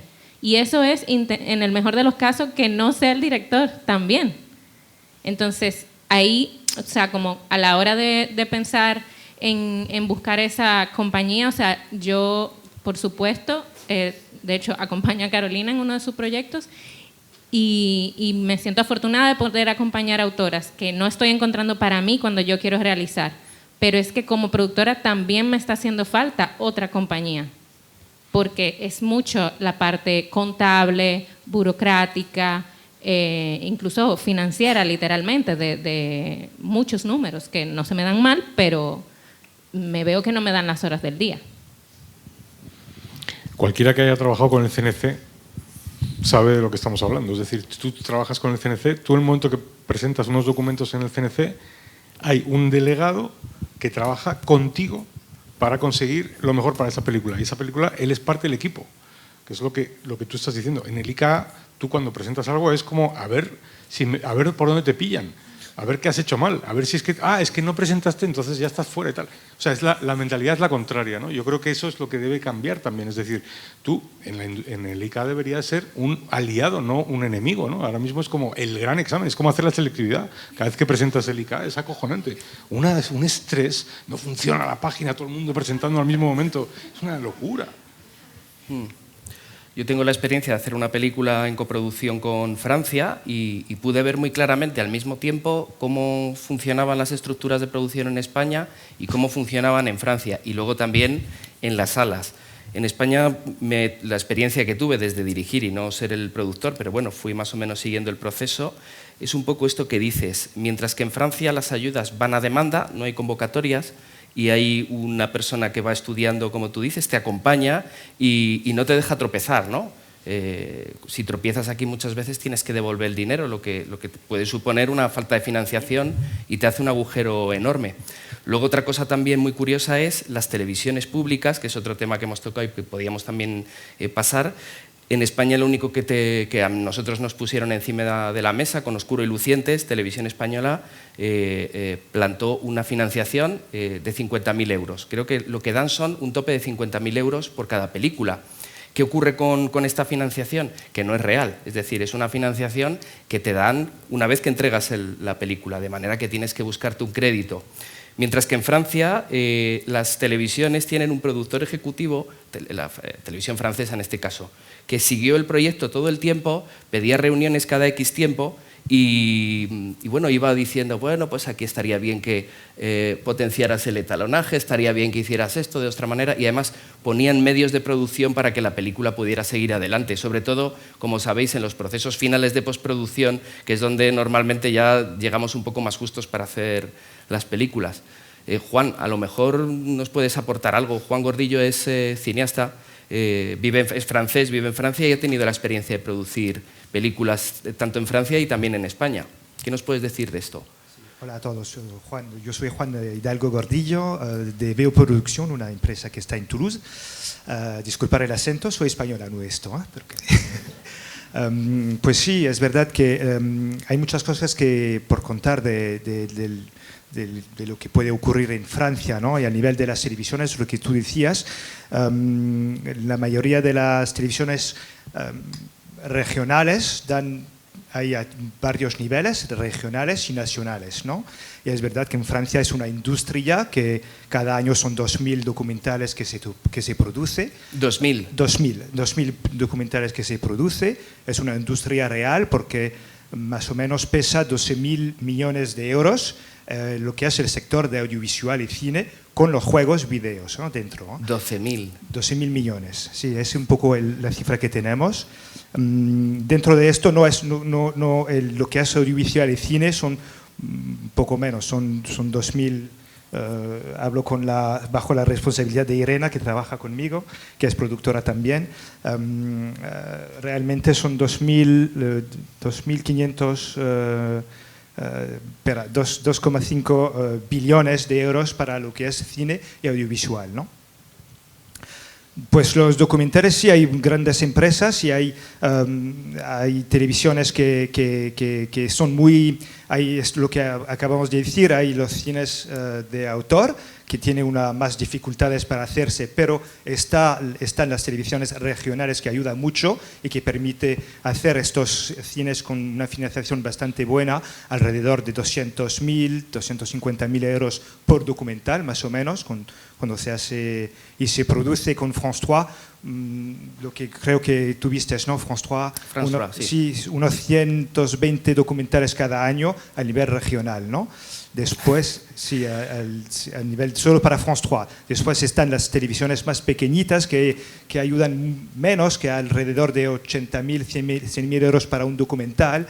Y estos sí que son más, son documentales más frágiles, más complicados, pero que ganan muchos premios también, porque son más, lo vemos en Tank, los vemos en estas televisiones, que sí es verdad que son joyas, ¿no? Muchas veces, muy experimentales y son menos financiadas, pero existen, hay bastantes. Y después está lo que es la industria real, lo que hablaba Álvaro, ¿no? Más o menos, que son Arte, France Télévisions, las televisiones nacionales, que sí ponen mucho más dinero en un proyecto que puede ir hasta 90.000 euros para un 52 minutos, ¿no? Pero que sí son entran mucho en el proceso de creativo, ¿no? Son muy, te lo cambian mucho. Pueden ir diciendo que ahí tú quieres hacer este documental, no sé, vamos a decir, sobre la España vacía. Pues mira, te lo voy a decir, hay que hacerlo así, esto lo necesitamos, y puede estar en montaje y lo siguen, y puede estar hasta 20 veces, volver a hacer la película hasta que entre en el proceso, ¿no? Es verdad que es una industria, pero eso es lo que consigue detrás de tener esta industria. Es decir, que son productos y que tienen que estar formatados para el canal y para la televisión, y siempre hay esta voz de en off cada vez, ¿no? Bueno, no sé si he hablado mucho, pero más o menos eso es lo que ocurre, ¿no? Nos sirve para hacernos ahí un panorama. 2.000 documentales al año, atención, sí. Y las regiones pueden producir, has dicho, unos 200. Las regiones sí, y también al nivel de los procesos de financiación está el CNC, lo que acabamos de hablar, que está dividido en dos, televisión y cine, que no son los mismos caminos para una película. Si tú quieres ir al cine, tienes que ir por el camino del cine. Si quieres ir en televisión, claro, por el camino de televisión. Y están las regiones, que también son unos fondos. El de Occitanie, donde estoy, es 4 o 5 millones de euros cada año, que da. Nouvelle-Aquitaine, donde tú estuviste, son 10 millones de euros cada año. 10 millones. Y el CNC, 900 millones. A mí me encantaría que, no sé, que en Extremadura se produjeran 250 películas al año, y en Aragón y en País Vasco. Bueno, ¿cómo os quedáis con estas cifras y estos datos? Hay que tener cuidado con el caso francés, porque no es extrapolable al resto de Europa, pero si miras todos los demás países, es el ideal, ¿no? Francia es el modelo absolutamente maravilloso, que va desde el colegio, donde los niños aprenden a querer el producto. Pero si miras otros países en Europa, digamos países comparables como Alemania, por ejemplo, Bélgica, sí que hay un apoyo muchísimo más potente y muchísimo más diversificado. Aquí es que es todo, o sea, solo hay un camino para hacer un documental de autor, es que solo hay un camino. No hay muchos. Entonces, claro, o te sale o no, el examen, ¿no? Te suspenden y adiós, ¿sabes? Comentaba preparando esta mesa con Carol, que nos ha contado que sus primeras experiencias haciendo las películas son las de la autoproducción, pero últimamente, una vez que has creado la productora, estás trabajando con productoras de otros países, precisamente para buscar otras posibilidades nuevas en otros países. Creo que ahora con Italia, por ejemplo, estás trabajando, Carol. Sí, con Italia estoy buscando, pero estoy trabajando con Chile, porque una de las películas que estoy haciendo con la productora nueva es tiene como temática Chile, entonces... pero sí que quería decir una cosa, que coincido plenamente en lo que comentabas de Francia, pero insisto que tiene su público, ¿no? La gente va al cine, y para mí es fundamental la educación, Por eso que en un comienzo hablé de mi experiencia como docente, porque creo que de ahí va todo, porque de ahí vas creando niñas y niños que van a tener un interés en ir al cine, que van a ver películas, entonces se va a crear un público, obviamente esto implica que van a poner más dinero, entonces son muchas cosas. Juan quería repreguntar. Sí, quería reaccionar sobre esto. Es verdad que hay, además, en los colegios hay residencias de artistas subvencionadas, donde tú puedes ir. Yo lo hice, y con una película que hice sobre los niños robados, y estuve en un instituto trabajando con los alumnos, mostrando la película y a la vez escribiendo mi futura película, ¿no? Y es lo que dices, ¿no? Robert, ¿quieres decir algo? Otra experiencia... Hay ¿Hay por aquí otra pregunta? Bueno, sí, gracias. Hola. Quería añadir una cosita. La excepción del cine francés también se contempla desde sus salas de cine. Hay 420 pantallas en París. 420 salas, claro. Eso. Claro. Sí, en toda Francia, pero en París es que es brutal. Puedes ver un documental cuando quieras. Se fomenta desde ahí. Claro. Es política y cultura. ¿Están qué? Están en crisis en Francia, las salas. Bueno, desde el COVID se quedaron En todo el mundo, ¿no? tocadas, claro. También en la diversidad de festivales, ahora que estábamos hablando de fomentar públicos, yo vengo observando, pues desde que estamos en este mundo de los festivales de documental, que hace como 15 años el documental estaba mucho más abierto a temáticas sociales, a temáticas etnográficas, y que últimamente los festivales de documentales, perdón, están muy poco abiertos a estas otras temáticas más clásicas y están muy cerradas a los documentales de creación. Parece que si se hace un documental, no sé, sobre etnias, sobre, no sé, viajes, aun siendo también películas de autor, están un poco más vetadas, ¿no? Incluso también los documentales de impacto, que también dijimos que íbamos a hablar de ellos, ¿no? Yo creo que no es tan fácil encontrar un encaje de documentales que se pueden financiar y plantear desde el impacto, salvo que ya tengas una carrera como, por ejemplo, la que hizo El silencio de otros, Robert.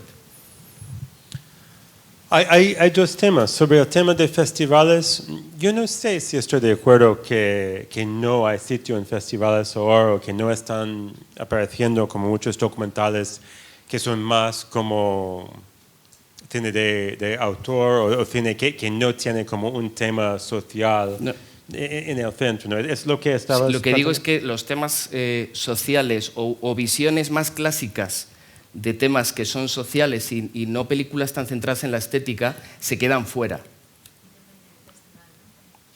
Bueno, en general, yo en los festivales que voy viendo... Por ejemplo, IFA, pues es un festival. Bueno, hablo en España.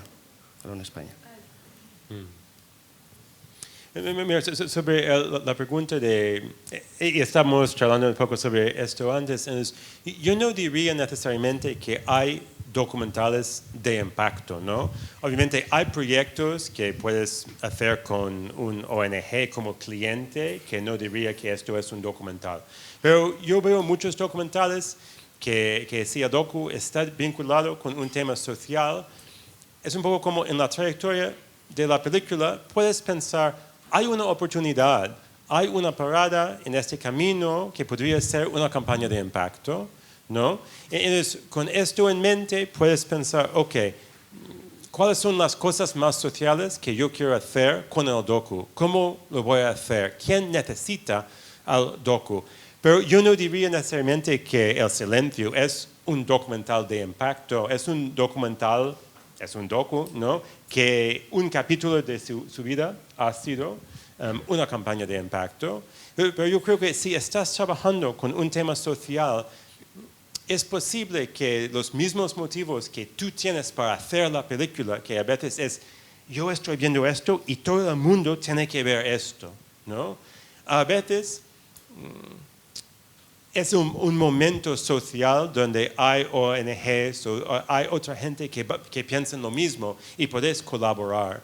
Y eso es lo que hicimos. Entonces, para mí, construir una campaña de impacto es como el vínculo del momento del docu y el momento social y una oportunidad para trabajar con el docu. Yo creo que es totalmente de acuerdo. O sea, es la mejor forma de conseguir visibilidad. Porque claro, no tienes dinero para hacer una campaña, hay muy pocos documentales, por eso los resultados en taquilla son proporcionales a cuánto dinero te gastas en promoción. Si no, como no tenemos nunca dinero para promoción, ¿no? A menos que lo haga una cadena, cuando quieren lo hacen, pero generalmente no hay. Entonces, la mejor forma es utilizar esos medios para conseguir visibilidad, porque claro, si no tienes visibilidad, desapareces totalmente. O sea, hay casi 10, 12 estrenos a la semana en salas. probablemente 10 sean ficción, a lo mejor dos son documentales, contra lo que compites es brutal, con lo cual más vale que busques el público que está interesado en tu producto, ¿no? Porque lo hay, pero tienes que llegar a ellos y comunicárselo. Habíamos dicho también que íbamos a hablar del algoritmo. Es que estaba deseando que llegara este momento, porque en el fondo es clave, y la pregunta que quiero soltaros aquí es: ¿podemos empaquetar la magia en las etiquetas que caben en el algoritmo o eso es imposible? Debemos pensar, si pensamos en el algoritmo, bueno, pues en hacer una serie de productos, como estás diciendo. Yo es que pienso también en que las películas tienen esa dualidad de obras, ¿no? Debemos pensar, cuando trabajamos con plataformas y algoritmos, en generar productos, o se puede plegar la magia a estas estructuras de producción. A ver, el algoritmo es la base, como sabéis todos, la base de decisión de las plataformas, ¿no? Y eso es así y eso se retroalimenta, con lo cual, bueno, eso por supuesto siempre te lleva a fabricar el mismo producto todo el rato, ¿no? Que es lo que está pasando. Esencialmente, si tú pones la tele, Netflix, pues son muy similares todos, tienen sus cosas que funcionan y eso van a por eso. Pero es verdad que todas las plataformas tienen lo que has dicho tú antes, el award, digamos una pequeña parte para cosas fuera de la caja, ¿no? Y ahí es donde los documentales de autor tienen que entrar. Y sí que los hacen y sí que los ponen y sí que los compran, ¿no? No muchos, porque claro, ellos saben que lo verdaderamente original siempre está fuera de la caja, ¿no? Y entonces ellos quieren estar en esos documentales. Pues me acuerdo el que ganó el Oscar hace un par de años, que era China, no me acuerdo cómo se llamaba, era sobre unos chinos que compraron una fábrica en Estados Unidos, ¿no? American Factory, sí. Buenísimo. Eso en el algoritmo no te sale ni de broma, o sea, sale que no, seguro. Pero lo hacen porque saben que esos premios es lo que necesitan para conseguir público. O sea, que sí que hay fuera del algoritmo posibilidad de colocar a las plataformas. ¿Qué ves, obvio? Bueno, ¿se escucha? Sí. Creo que la pregunta es cómo hacerlo, ¿no? Para mí. Pues los festivales es fundamental, ¿eh? Claro, los festivales es fundamental. Coincido plenamente en que a lo mejor un tipo de películas que yo puedo hacer no se puede conciliar con el algoritmo y que sí que tiene que haber como esa caja, ¿no? De la que hablaban, ¿no? Para otros públicos y otra gente. Y creo sí que cada vez hay más cabida para este tipo de películas, aunque uno pueda creer que no y que es todo homogéneo, sí que a lo mejor si te pones a buscar, pero claro, lo tienes que buscar y ahí puedes encontrar. Sí, me ha pasado y me sorprendió incluso en plataformas como Netflix u otras que, claro, pero claro, tienes que buscar. Lo hacen en Estados Unidos. O sea, Netflix en España no lo hace, lo hacen en Estados Unidos. Por eso es tan importante que el documental salga. O sea, estás en un mercado que es un mercado precario, tienes que salir. Porque si no, por mucho no lo vas a cambiar. Entre todos no vamos a poder cambiar este mercado que es precario. Pero lo que sí que puedes hacer es, juntas 3 mercados precarios, ya tienes un mercado medianamente bueno, ¿no? O sea, estamos obligados a migrar. Yo creo que más que a migrar, a abrir tu mente a coproducir. Bien, buen dato. Robert. Yo intento siempre tener esperanza, ¿no? Y yo creo que muchos de los commissioning editors dentro de las plataformas ahora son personas que al final, por décadas, han estado apoyando documentales y documentales muy buenos, ¿no? Entonces, yo veo muchas posibilidades. Lo más importante, yo creo, es entender un poco el algoritmo. Si yo veo en la plataforma, mira, todos esos docus son sobre una estrella de deportes o alguien de música o un crimen famoso. Entonces, mira, ¿por qué están eligiendo estas cosas? Porque en la plataforma hay una caja y con un título muy sencillo tienen que vender esto. Si yo puedo entender sus necesidades y pensar, yo no quiero hacer esto, pero ellos tampoco quieren hacer la misma cosa siempre. Quieren algo más de autor o más distinto, pero que también va a funcionar en la plataforma. La verdad es que he tenido buenas experiencias. El hecho de que El Silencio está en Netflix es genial para nosotros.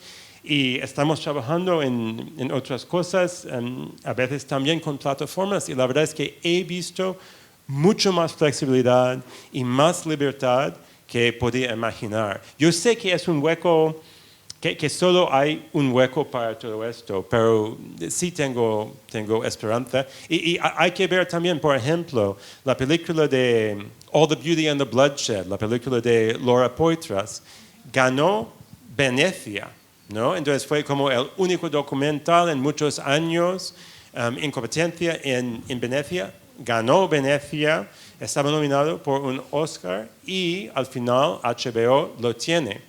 Y Netflix, sin duda, o Disney, que sí está desarrollando también una línea de documentales, quieren hacer esto. Pero es un hueco pequeño y hay que pensarlo mucho y obviamente hay que estar en Sheffield o otros sitios para poder hablar con ellos y desarrollar algo. Nos quedan 10 minutos, quizá podamos conversar. Sobre lo de las plataformas, que yo, por ejemplo, sí que pienso que tenemos que meternos ahí, pero en plan invasión, no mimetizarnos, ¿no? Sino cambiarlos a ellos, ¿no? Desde dentro. O sea, ha habido casos como súper chulos, por ejemplo, no sé, recordaste una historia de policías, bueno, que eso no es documental, pero es ahí, o sea, que fue un gran éxito de Netflix y es una película pues súper autoral, que estuvo en Berlín, creo que ganó en Berlín, ¿no? Entonces yo creo que nos tenemos que meter ahí y además como que ellos también están viendo que el propio público se está aburriendo de sí mismo y del algoritmo, porque como la máquina vea que has visto 3 pelis de yo qué sé, pues ya no te va a sacar de eso jamás, ¿no? Entonces, bueno, ellos mismos al empezar a decir que querían empezar a tener como contenido más barato, menos contenido, más barato y de más calidad, que bueno, lo de más barato tal. Pero bueno, ellos mismos se están dando cuenta de que se están perdiendo como gran parte del bacalao y que esto que están haciendo se va a acabar porque la gente se aburre cuando no hay calidad, ¿no? Entonces, bueno, o sea, yo por ejemplo he conocido me parece que era Netflix, Europa, había fichado a un programador del Canal Arte, así súper prestigioso, o sea que sí que se está haciendo ese cambio. Otra cosa es que ese cambio a España ya todavía no ha llegado. Pero bueno, que creo que sí que tenemos que estar con la mirada ahí, porque una vez que nos metamos allí, yo creo que es que al final es como, o sea, Netflix es como que le hemos puesto una pantalla a la gente en su casa y lo que le metamos la gente lo va a ver. Entonces, si le metes mierda, pues la gente ve mierda y tampoco sabe que existe otra cosa, pero si le metemos cine bueno, la gente probablemente va a empezar a gustarle el cine bueno otra vez, ¿no? O sea que... Bueno, igual que hay cuotas para el cine europeo en las salas, como están haciendo tal volumen de negocio las plataformas, a lo mejor se puede plantear... ¿Tienen ya cuotas? Sí. Bueno. El 25% tiene que ser cine europeo. El 25% tiene que ser cine europeo y ahora tienen una ley en España que les obliga a invertir parte de su inversión, obligación, en lenguas cooficiales, lo cual ahora es momento de ir a Netflix con una película en aranés, por ejemplo, ¿no? Porque aumentan tus posibilidades. Parece una tontería, pero es una realidad. Es que hay una cosa que tenemos que intentar luchar y no sé cómo se puede cambiar. O sea, es como que es tremendo que las películas no tienen directores. O sea, no tienes el nombre del director en Netflix y en estas plataformas, ¿no? O sea, tú no puedes buscar una película, ¿sabes?, por el nombre del director. Entonces ya hay como un cambio raro, o sea, extraño que hay que hacer, ¿no? Para que empezar a entender... O sea, para que el público de Netflix de repente diga, es que he visto una película de no sé quién que me ha encantado, voy a ver, quiero ver más películas de este autor, ¿no? O sea, intentar como que ellos mismos empiecen a darse cuenta de que no, es que esto, o sea, el cine está hecho por gente y tienes autores y, claro, es que esto puede ser más interesante para la película. Para ellos, bueno... Lo que hacen es que la autoría se la... Ya, pero ellos mismos están en crisis porque están, o sea, su propio sistema ya están aburriendo a sus clientes, ¿no? También. Bueno, pues a ver si recurren a nuevas propuestas. Es interesante la huelga de guionistas en Estados Unidos, sabéis que empieza la huelga, ¿no? Lo cual es una oportunidad buenísima porque no hay producto en inglés. De algo tienen que rellenar las plataformas. Pero una de las razones es que Netflix y las plataformas se niegan a que los guionistas sean personas físicas. Es decir, que pueden ser... O sea, ellos aceptan que el guión sea, por ejemplo, de inteligencia artificial, ¿no? O sea, imagínate. O sea, y por eso se han puesto una de las razones por las cuales la huelga está ocurriendo. O sea, que es que estamos en un mundo que está cambiando tanto que no nos da tiempo. Solo que había un artículo en The New York Times hace 3 o 4 semanas que quizás la estrategia de Netflix de marketing está cambiando un poco porque siempre era como promocionar la marca, ¿no? El brand, pero que ahora el hecho de promocionar la obra en sí está teniendo como más peso. Entonces, quizás hay una oportunidad también para que los autores entren en esto. Pero es un artículo interesante y reciente. Tenemos por aquí otra pregunta. Hola. Sí, yo simplemente quería recalcar, ya después de haberte oído, Álvaro, el último comentario, algo que llevo queriendo decir desde hace ya unos minutos, y es que efectivamente uno de los grandes problemas que vivimos es un comentario con clara vocación constructiva. Ojo, es efectivamente los momentos que vivimos y de los que España es casi un templo, donde nada es demasiado, todo es muy frugal, todo es muy inestable. Antes has hecho una referencia a la necesidad de estabilidad jurídica, luego has hecho varias referencias también al inmediatismo con el que todo ocurre, y ahora efectivamente has hablado de esa evolución tecnológica que nos tiene agilipollados, ¿no? Desde hace unos 20 y tantos años. Y es que claro, es fácil entender que el producto que más está saliendo y más está sacando la cabeza es el que tiene más capacidad de adaptación, no quizá a lo mejor el mejor, pero es el que tiene más capacidad de adaptación ante un mundo tan inestable.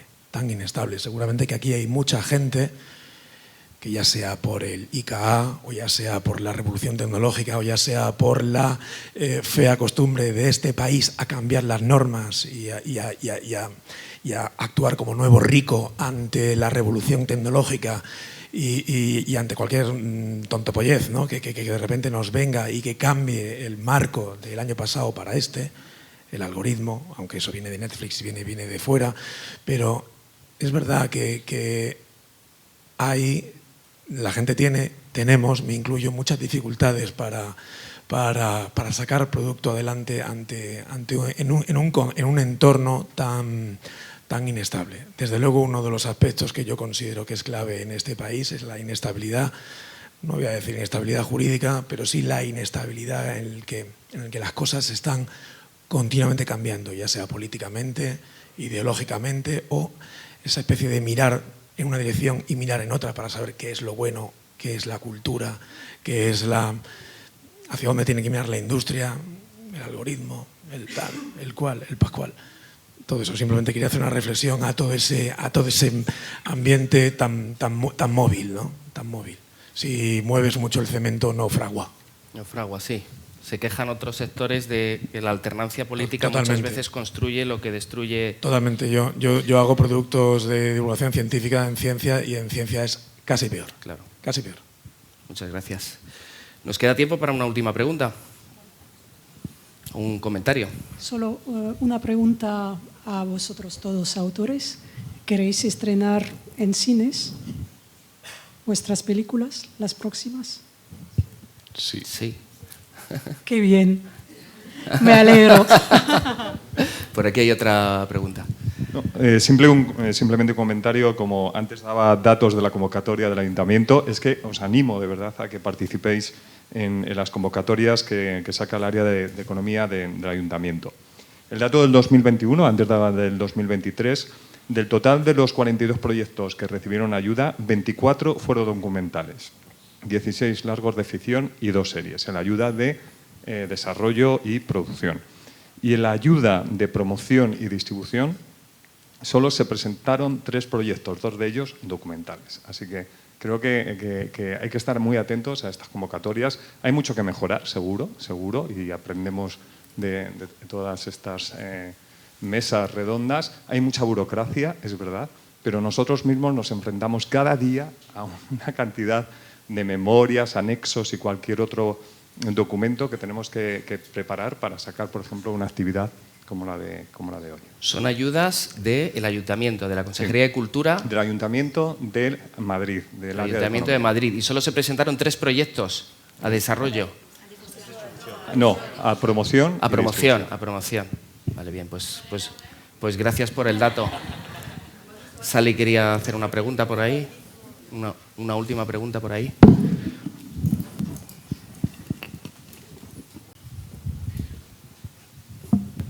Sí, más que una pregunta, era un comentario también un poco para cerrar, que me había dicho Sandra, di algo, Sally. Me ha encantado la mesa, muchísimas gracias, súper bonita. La primera me ha costado más, o sea, ha estado bien, pero me ha costado más, pero esta me ha gustado mucho. Era más temprano. Bueno, sí. Samuel, creo que deberías tener tu propio programa de televisión porque eres como un locutor increíble. Tuve uno y lo dejé, pero gracias. Y me ha gustado mucho escucharos a los 3, Robert y Carolina, súper bonita como toda tu trayectoria. Álvaro, me ha parecido muy valiente que hayas ido ahí a saco.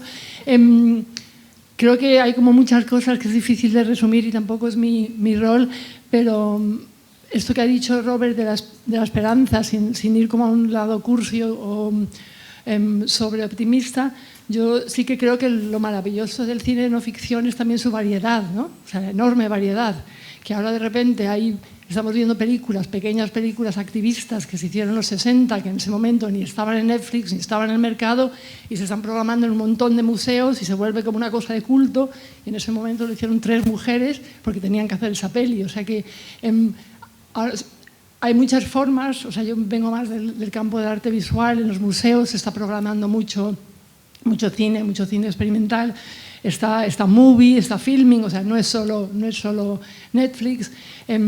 Es muy complicado vivir de ello, pero creo que hay una variedad muy grande en la no ficción, desde lo experimental, lo poético, o sea, y creo que no sé, quedarnos como con esa cosa de que tenemos que entrar al mercado. Y luego una cosa muy importante es lo de la educación, o sea, ¿qué estamos mirando ahora?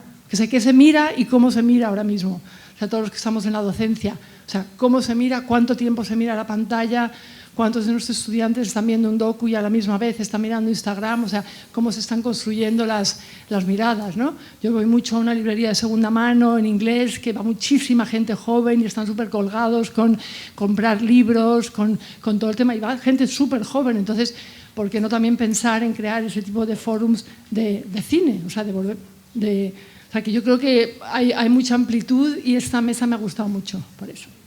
Pues muchas gracias, Sally. Es un placer haber estado aquí. Ya despido la sesión por ahora. Ya sabéis que a las 5 tenemos otro panel más. Autonomías para la creación. Ahí veremos la producción, pero un poco focalizando en cómo desde las comunidades autónomas se fomenta la producción y cómo desde ahí también se puede construir. Solo me queda agradeceros. Álvaro Longoria, muchísimas gracias. Carolina Estudillo, muchísimas gracias. Robert Bajar, muchísimas gracias. Y también a todo el público, a Dogma, a Madrid Film Office por la organización, a Madrid Destino y por otros 20 años de Documenta Madrid, que sigamos pudiendo debatir de estas cuestiones. Gracias.